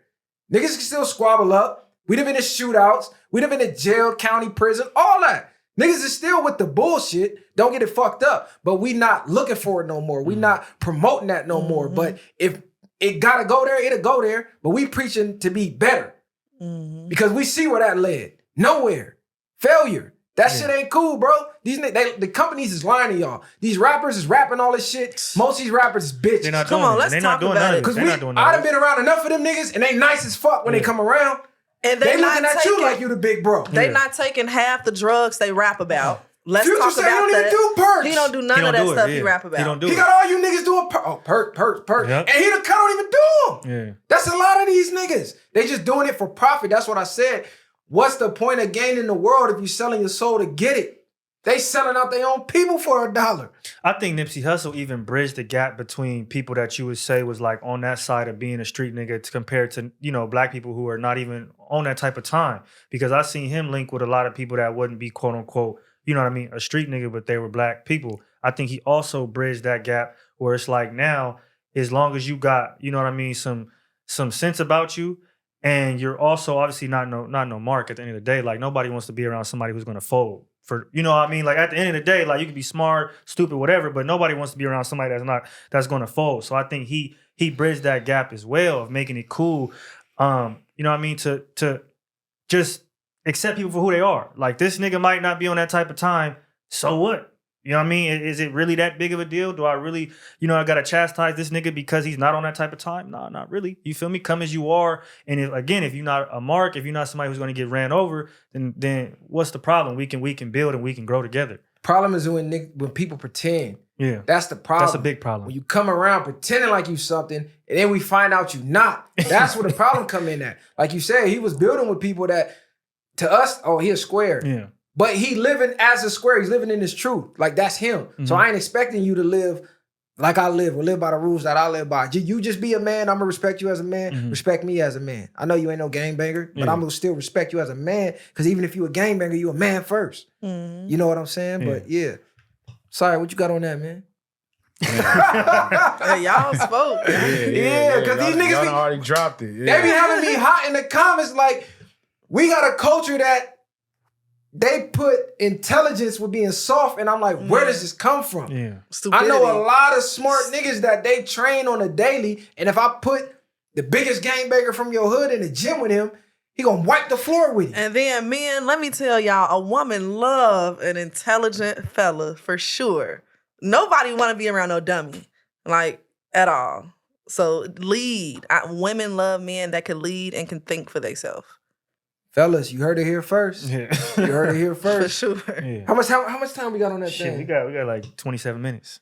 To be exact. We cooking. Oh, we cooking and we going through it. Come on, let's talk. What else you got for us? I know you got something for us. Let me go down the list. Let me make this clear. This is totally off topic, ain't nothing to do with nothing, but ladies, child support is for the child. Come on now. It ain't for you to go to the club. Get your nails done. It ain't for you to have hot girl summer in Miami. It ain't for you to go to Turks. It ain't for your BBL. It is for little man and little mama. Child support is for the child. Stop taking dudes to court to better your lifestyle. But what if the babies don't even use all the money? Like, so you don't think women should use any of the cut that men send them? On themselves? Okay. Hell no. So I think that's a good rebuttal because, some people would say that helping out the woman is going to help out the kids, right? Is that what you saying? If the mom cup isn't filled, will she really be able to fill the child cup with the dad already not being there? Why is her cup let me not say this. filled? I don't think a lot of men understand women raising kids on their own isn't easy. So a lot of women's mother's cup isn't filled because mentally they may have a 2 or 3-year-old that's driving them crazy and insane. And the dad is outside not showing up. So the least I feel like a man can do is send money. And if I want to dab into that money and I want to get my nails did with that child support money, what's the problem? But that's a big problem. Yeah, what you mean what's the problem? This is child support. We in the age where women are saying they strong, they independent, they don't need no man, they got their own bag. So at that point, number one, if the man is present, child support shouldn't even exist. Because I know dudes that's great fathers, they present every day, and the only reason they are on child support because the baby mama is bitter, and this is the one-up she can get on him, is to hit his pocket. But he's a better parent than she is. So why is he on child support? Child support is for deadbeat dads or deadbeat mothers that are neglectful and are not raising the kids. So in absence of them being there, the court is going to grant you money for them not being there. But if he's there, don't put him on child support because your ass can't make ends meet. Figure that shit out. No, you know that's what I'm saying? Y'all not together no more. If you can't handle it, okay, send him here. Yeah. Send him over there till you get yourself together. Like, why is that not an option? Women, they looking at their kid as a payday and they ain't really thinking about the best interest of the kid. Like, oh, my cup ain't filled. Well, bro, my cup is filled. So send my son to me.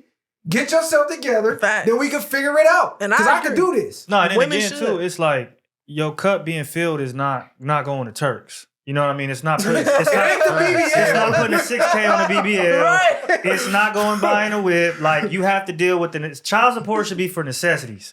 Anything outside of that, You know what I mean? It shouldn't be going towards that. I feel like that's where it gets tricky because, yes, I do to a certain degree think the mother, you know what I mean, should be able to spend a little bit of the money, but on necessities like the extra trips, the bottles in the club, the section for the girls on Saturday night. That's out. You get what I'm saying? That's completely out. And that's what you'll see a lot of mothers, and honestly from just living my life and seeing a lot of mothers that have child support, that's what they do with the bread.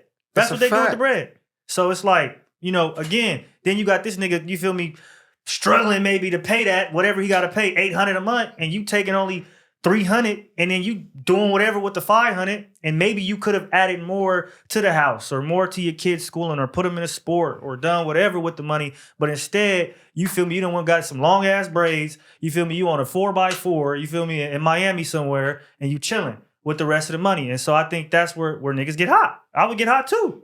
I would get hot too. Bro, I done seen it too many times. Moms is really a bum, but the kid is a pawn. But instead of just giving the kid to the dad, she's bitter still. He done moved on. He done got a better woman. He's doing better, making more money than her. She's mad, upset. So now he the ain't shit dad, according to her. A lot of women have those attachments to their kids, though. I wouldn't say it's always bitter. Sometimes it's just not easy, even if the woman is broke. Because, a lot of women and men are struggling to make ends meet. But I don't think it's so easy to just give your child that control. No, not give. I'm saying let them stay at the dad's for a year or two. No, not even a year or two. I'm saying if the dad can financially support more than you saying I'm struggling. So maybe instead of 50-50, y'all do 75-25 till you get on your feet. Or you do 60-40. Like, you know what I'm saying? They want the kid the majority of the time, even though they can't financially support a majority of the time. And even from, not my bad to cut you off, even from that point, that's more selfish anyway. Because if you weren't about the best interest of your kid and you're struggling and you're not even emotionally good enough to even be stable to raise this kid the right way, you're going to program this kid to be a certain way anyway. So that's not even, believe like you said, the dad being in a better position would be better for the kid's best interest of the development of the kid versus, okay, I'm broke, I'm struggling, and now I still want to be selfish of not being attached to my kid so much. It's not that you ain't gonna see your kid, but in this environment, it's not the best right now for the kid to be there. I also think that society has just made men out to be dumb or seem to be dumb. And I think a lot of women have trouble believing that the man maybe that they were with has a brain up there and he's somewhat smart and able to lead his children. I think a lot of women don't think the man is capable of taking better care of the child.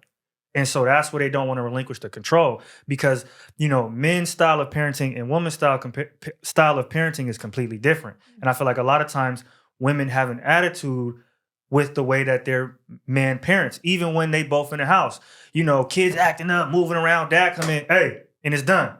That's a jealousy thing because a lot of times, like I said, we have a different form of parenting. And just because we're not doing something the way that you want us to do it doesn't mean it's not the right way. So I think that's what we run into a lot as well. Where it's like, he don't know. He's a dude. He don't know what he's doing or whatever the case is. Meanwhile, kids go over there. They having a blast and they're obeying. You feel what I'm saying? Ain't no disobedience shit going on. There's respect there because there's fear of the father, etc. And so I think some women have a hard time with just admitting that he don't got to do maybe more than you to get these kids in bed by 8 o'clock. You might not like the way his methods are, but if they're not harming the child, then how can you sit up here and say that it's wrong? I feel like they struggle with that. I'm going to say this. I prefer the parents stay together. Of course. That is the ultimate goal. Yeah. Like, child support aside, the ultimate goal is both parents in the house where y'all grinding together, y'all building together for the kid to where you don't even have to worry about that. You ain't got to worry about I can't do it all because he there. He ain't got to worry about, well, damn, I can't, because she there. But I'm also a realist, and I know what the trends say. The trends say a lot of that ain't happening. Now, this show is aimed to make that happen and to change the landscape in our community, but that takes time. It's not going to be instantaneous. But what I will say is stop weaponizing child support. That is what's happening. I'm telling you, I've been down at family court, and you see the line full of bitter women, mad as hell, pissed off. I'm finna get this nigga. Oh, he got me fucked up. He done fucked that bitch. I'm finna get this. Like, bro, that's what's going on. Yeah. It ain't he a deadbeat because let's be honest. Most of the deadbeats, they're bums as well. They don't have no money.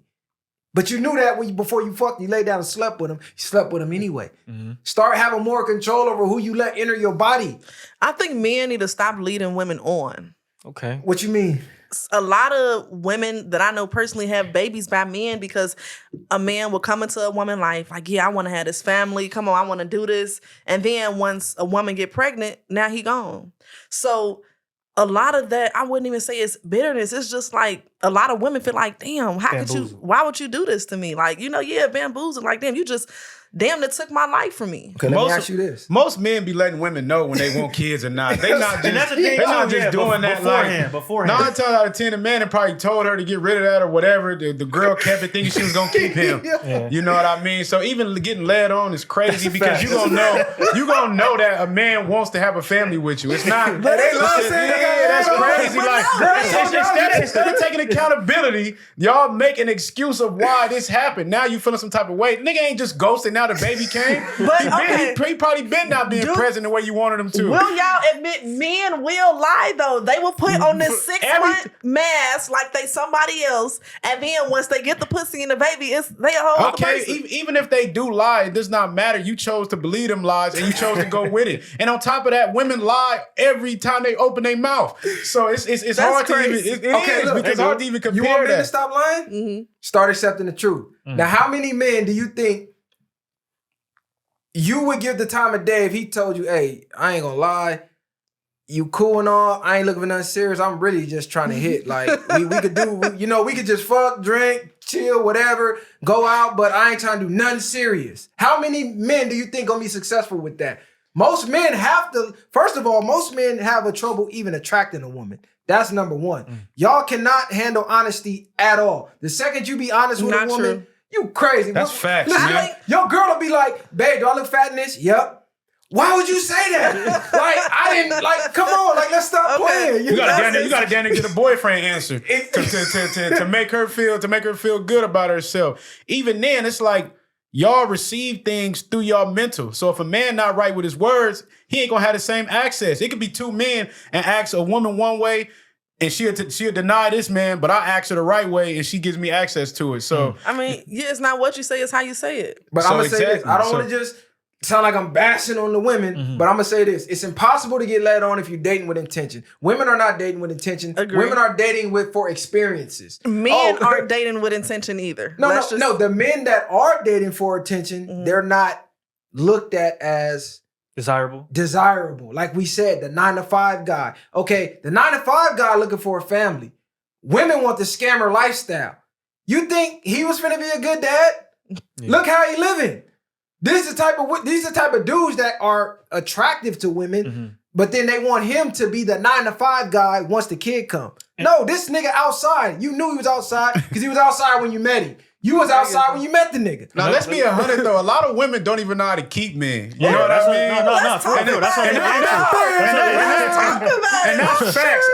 A man to do what he got to do to get in their pants, but it's a woman's job to keep the man at the end of the day. Bars. How can a woman keep a man? Let him know. What I mean is, in the beginning stages, when y'all got this fairy tale thing, women will be a certain way. The moment y'all think y'all got the man wrapped, y'all get comfortable and stop doing a lot of things you was doing. So now, after that point, the man starts to view you in real reality, like, damn, this ain't what the motherfucker I thought it was. Or now you starting to see clear, and this is the point where y'all so deep in emotionally, and you talking about the family stuff, the man is having second thoughts, like, man, hell no, like, would I even want to have a baby with her? If she never changed, could I be with this woman for the rest of my life? Then the answer 9 times out of 10 is no. You know what I mean? And I think women have to learn how to pour into man more. Like, just speaking from a family aspect, a lot of marriages get divorced because, honestly, if we're going to keep it a buck, the man is not put first. And I know that sounds crazy, but when you put the man first, remember, he's the one who got to go out and get the bacon. He's the one who has to keep the foundation rock solid. So if this man is not supported, if his meals maybe are not cooked, if he's coming home and dealing with emotional warfare and having to jump through hoops and answer, you know what I mean? Can't go out with the homies, whatever, different types of things. But he still has to give 100% of his time, 100% of his money and resources. Eventually, this guy is going to break down. So when you're not pouring into the man first, how can he go out and then create the better life? You know what I mean? And create a foundation. So I think women have to understand that. I know we live in a society where the nigga's supposed to be the last. You're supposed to pick up the last plate of food. You're supposed to get everything last and be last. But if we change that and start pouring into the man first, imagine if you cooked the nigga a good meal, fucked him, and didn't complain. He wake up every day ready to go. No I'm gonna say this that's though. facts. Hold on, I'm gonna say this though. Ladies, this is why having a father figure is pivotal. Women do not know how to pick men, which is why 9 times out of 10, if you talk to a woman, the same thing she just said, that's what they all say. Oh, he changed. You know what I'm saying? He lied. He led me on. No, he didn't. You ignored the red flags.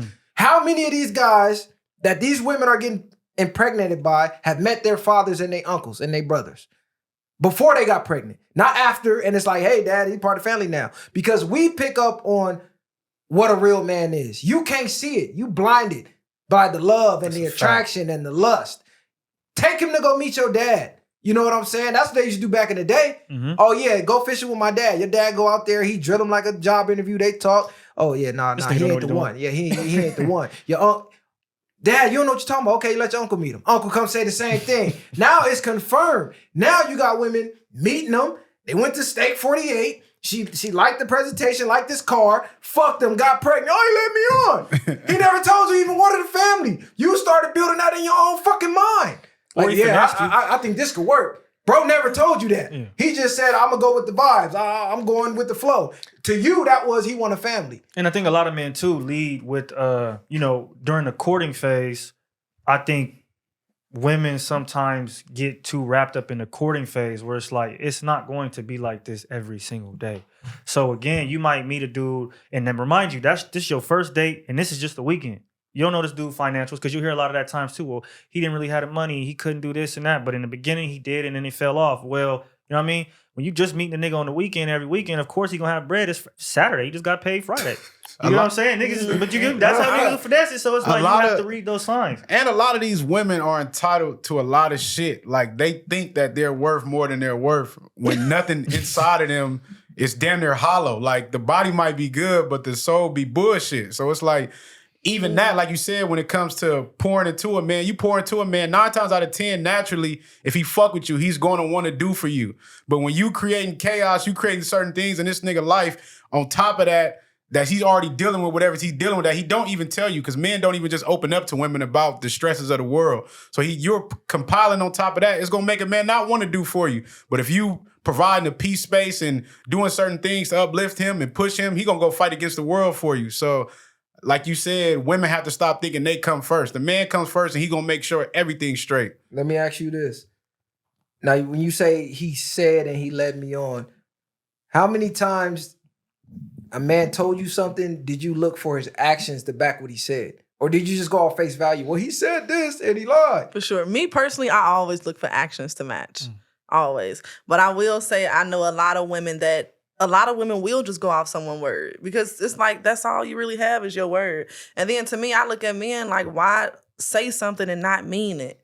You know? So I know y'all said, But that's a fact too, yeah. I know y'all said women don't know how to pick men. I think men don't know how to pick women.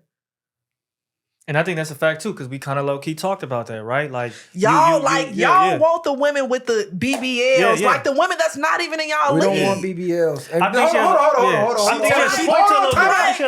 on. And she telling us what men want. Hold on, no. She can say that. Yeah. Understand a BBL does not make you in another league. It actually brings you down now. Some men love it though. No, we love to play with it. I call them rentals. You're like a rental car. You go out to Miami, you rent that Lamb, you rent that Ferrari. The shit you can't drive at home. It's fun to drive out there, but no, I'm not paying for this. This shit going back to the rental office when I'm done with it. That's what we do with BBLs. But we're not taking that to the parent-teacher conference.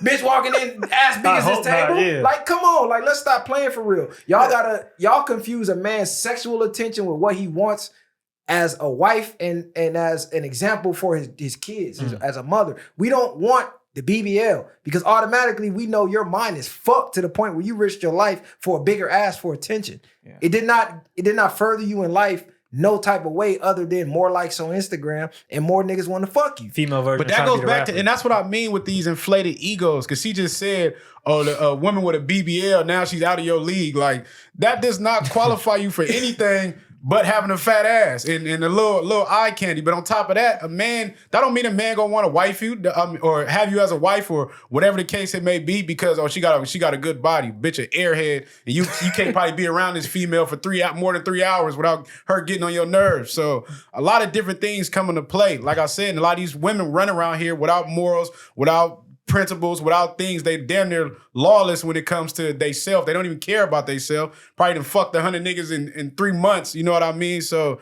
a lot of that does not equate with a good woman, at least in my opinion. No, but I like that she said, not to cut you off. Go ahead. I like that you said that. And I like to talk about this topic on the show because that's the misconception with women. They truly do not understand a man's sexual. What we look at sexually and what we look at for a wife is total opposite. A man will have sex with A to Z. A man will have sex with a woman he ain't even attracted Anybody. to. He just need to hit something at that time. Anything walking. But a woman will be like, oh, see, you had sex with her, you like her. No, I just needed to get my rocks off. I'm cool now. But a wifey, that's a whole different status. But women see Instagram, social media, like you said, they see the BBLs getting all the likes and they think, oh yeah, that's gonna make me a wife. Then they go get it, and all you got is more dick in your life. No, I think that's true. I think women don't understand that men are able to compartmentalize, right? Like exactly how you said, we're able to say, hey, I want to fuck this, but I don't want to marry this. But at the same time, I sort of agree with what she says, where she's saying like, the dude will go and chase after the girl for the BBL because he might honestly go have a date with the girl that, you know what I mean, is in church on Sundays, right? Has the father in her life, but he might have been a dude that was raised by his mother. So his energy and what she's giving off, honestly, he might not really be able to match up with that. So he does chase the stripper chick, the BBL chick, because he kind of like, you know what I mean? This girl's going to make me have to be better. You know, it works both ways, but I'm saying that there are niggas out there or men out there that, you know, cry about I want this type of girl, but you can't really match up to her speed. So then you do try to chase the look and other things and then you get with her, you realize this girl would have been fine with me maybe going half on the bills if that's what I had to do. She would have sat down and rolled for me. This girl, she fuck with ball players and rappers. There's no way if I don't got it, it's gonna last. So I think, not her, I'm saying, but yeah, I'm like, I think that's where men sometimes do fuck up is that, you know, we do, instead of going for this girl that might be down for you, it's going to cost a lot more out of you morally. And I feel like as a man, and so we do go for the rental. But it's like you said, it's just like a squirrel chasing a nut. When he sees the fat ass, that's what he's going for. You know what I mean? But 9 times out of 10, after that fact is going, that's why I say, like, far as women keeping a man, depending on how she is internally, is what's going to keep that man around. Like, I'm attracted to you, but your soul and everything is what's going to keep me. Other than that, you're just, like he said, you're going to be a rental. You're going to be used and thrown back, and your mileage is going to keep getting ran up. Let me ask her, because I want to know from your perspective, because I'm not mind blown, but I am. The fact that you had that thought like, oh, she got a BBL, she out your league now. Like, what about a BBL puts a woman out of a man's league who she was once in? So they was here, she got the BBL, in your perspective, she went here now. So let me say this. So a lot of women get their body did to enhance opportunities for themselves. Like, y'all know a lot of artists, a lot of female artists, they get their body did. Like Nicki Minaj, she had an interview coming out, like when she got signed with Lil Wayne, she said before she got her fake butt, she did it because that was all she heard in the studio. She would hear them all talk about like, yeah, I'm finna have this girl with a big ass come through. So a lot of women do that to open up opportunities, right? And so I say it out of you guys' league because women that invest in their body, they want a man investing in them too. So if I just paid $10K to get my body did and you a man that's trying to be in my life, baby, you got to pay all my bills. They're going to have expectations that's out of you guys' league. They want their bills paid. You got to pay for my nails every week. Now, if you get that church girl, you feel me? She the one that's not going to put you on child support. She not going to give you the headache. But a lot of men do want these women that's out of their lead and their expectation is too high. And then men get mad when they can't even handle it. Look, hold on. Let me say this. Women, why do you women always use the entertainment industry as an example? Small percentage. Like the first example when you ask about women, like you said, opportunities. Opportunities in what? To be a rapper? Out of 1,000 rappers, Out of When a I million say- female rappers, how many is Nicki Minaj? When I say what it is. Opportunity to be a 304. No. I'll Hold on. explain opportunity. What opportunity? Because the majority of women are not in the entertainment industry, Let and the me tell majority that are, maybe 1% is gonna make it. When I say opportunity, I mean access, Two, going events, exposure, probably going to a celebrity house. Penis. I think that's though- what I'm trying to Yeah. say. The only opportunity you are enhancing, and I need women to understand. Where's the That's camera? the dick for me. The only opportunity you are enhancing by getting your body It's a new done body. is the opportunity for more dick, and that's it. Like she said, I'm investing in myself. No, you're not. You just risked your life for a bigger ass for us to say, damn, I wonder what that shit look like when I'm hitting from the back.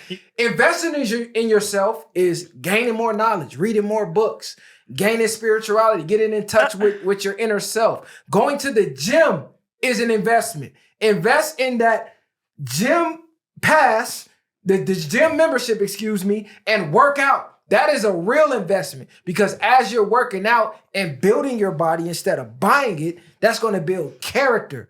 That's going to enhance you as a woman. Those women are the women that deserve to get all their bills paid. Those women are the women that deserve that lifestyle she's speaking of. Not some bitch that went to Miami and laid on the hood of a car in a fucking abandoned parking lot and got some shots in her ass, and now all of a sudden she a new person. She invested $10K in her body and $0 in her brain. And I think what it is and what she's saying too is like, as in, exactly, it's the dick, but I think what it is the beforehand, right? Like if she go with a regular dude, right, the girl with the BBL, you might just go to, I'm gonna use the example, Cheesecake Factory, right? For instance, and there's nothing wrong with it. But if she, also the girl with the BBL, she might have, the day before, she might have just went to, you feel me, Mastro's and rolling the rolls, and then maybe they went to the club after, and then he paid for every drink and whoop-de wop wop, and then she went to the event and et cetera, et cetera. So I think what you're saying is true about, it's for sure, like it's just another body. That's what you're going to add.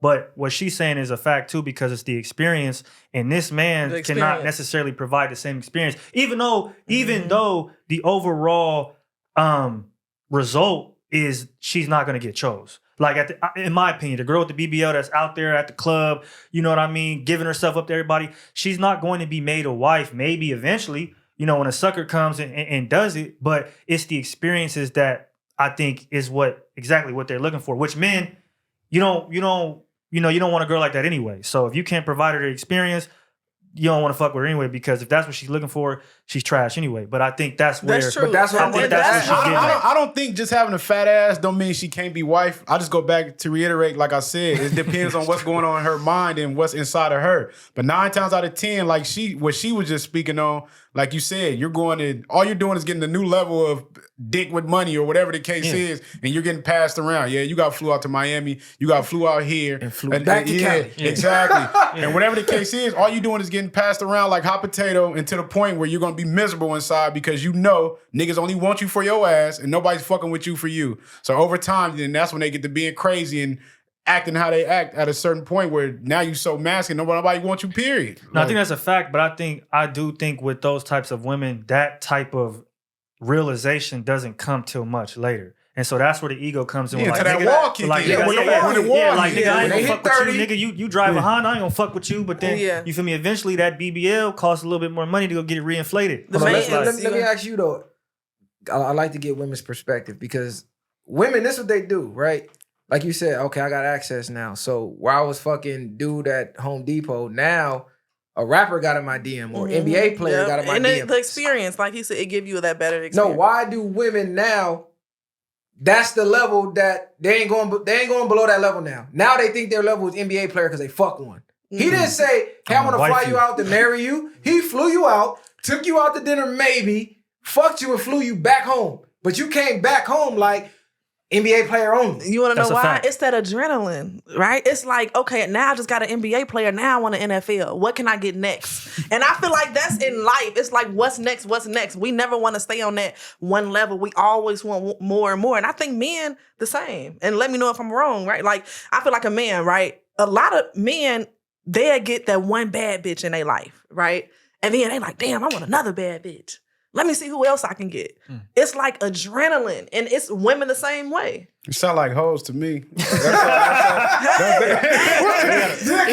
get in the field now? Yeah, like that's wild. Like, and I say this all the time. Like, what are women ain't, and this is why women are in the worst state. Damn near, especially in a westernized culture, because what are y'all dating for?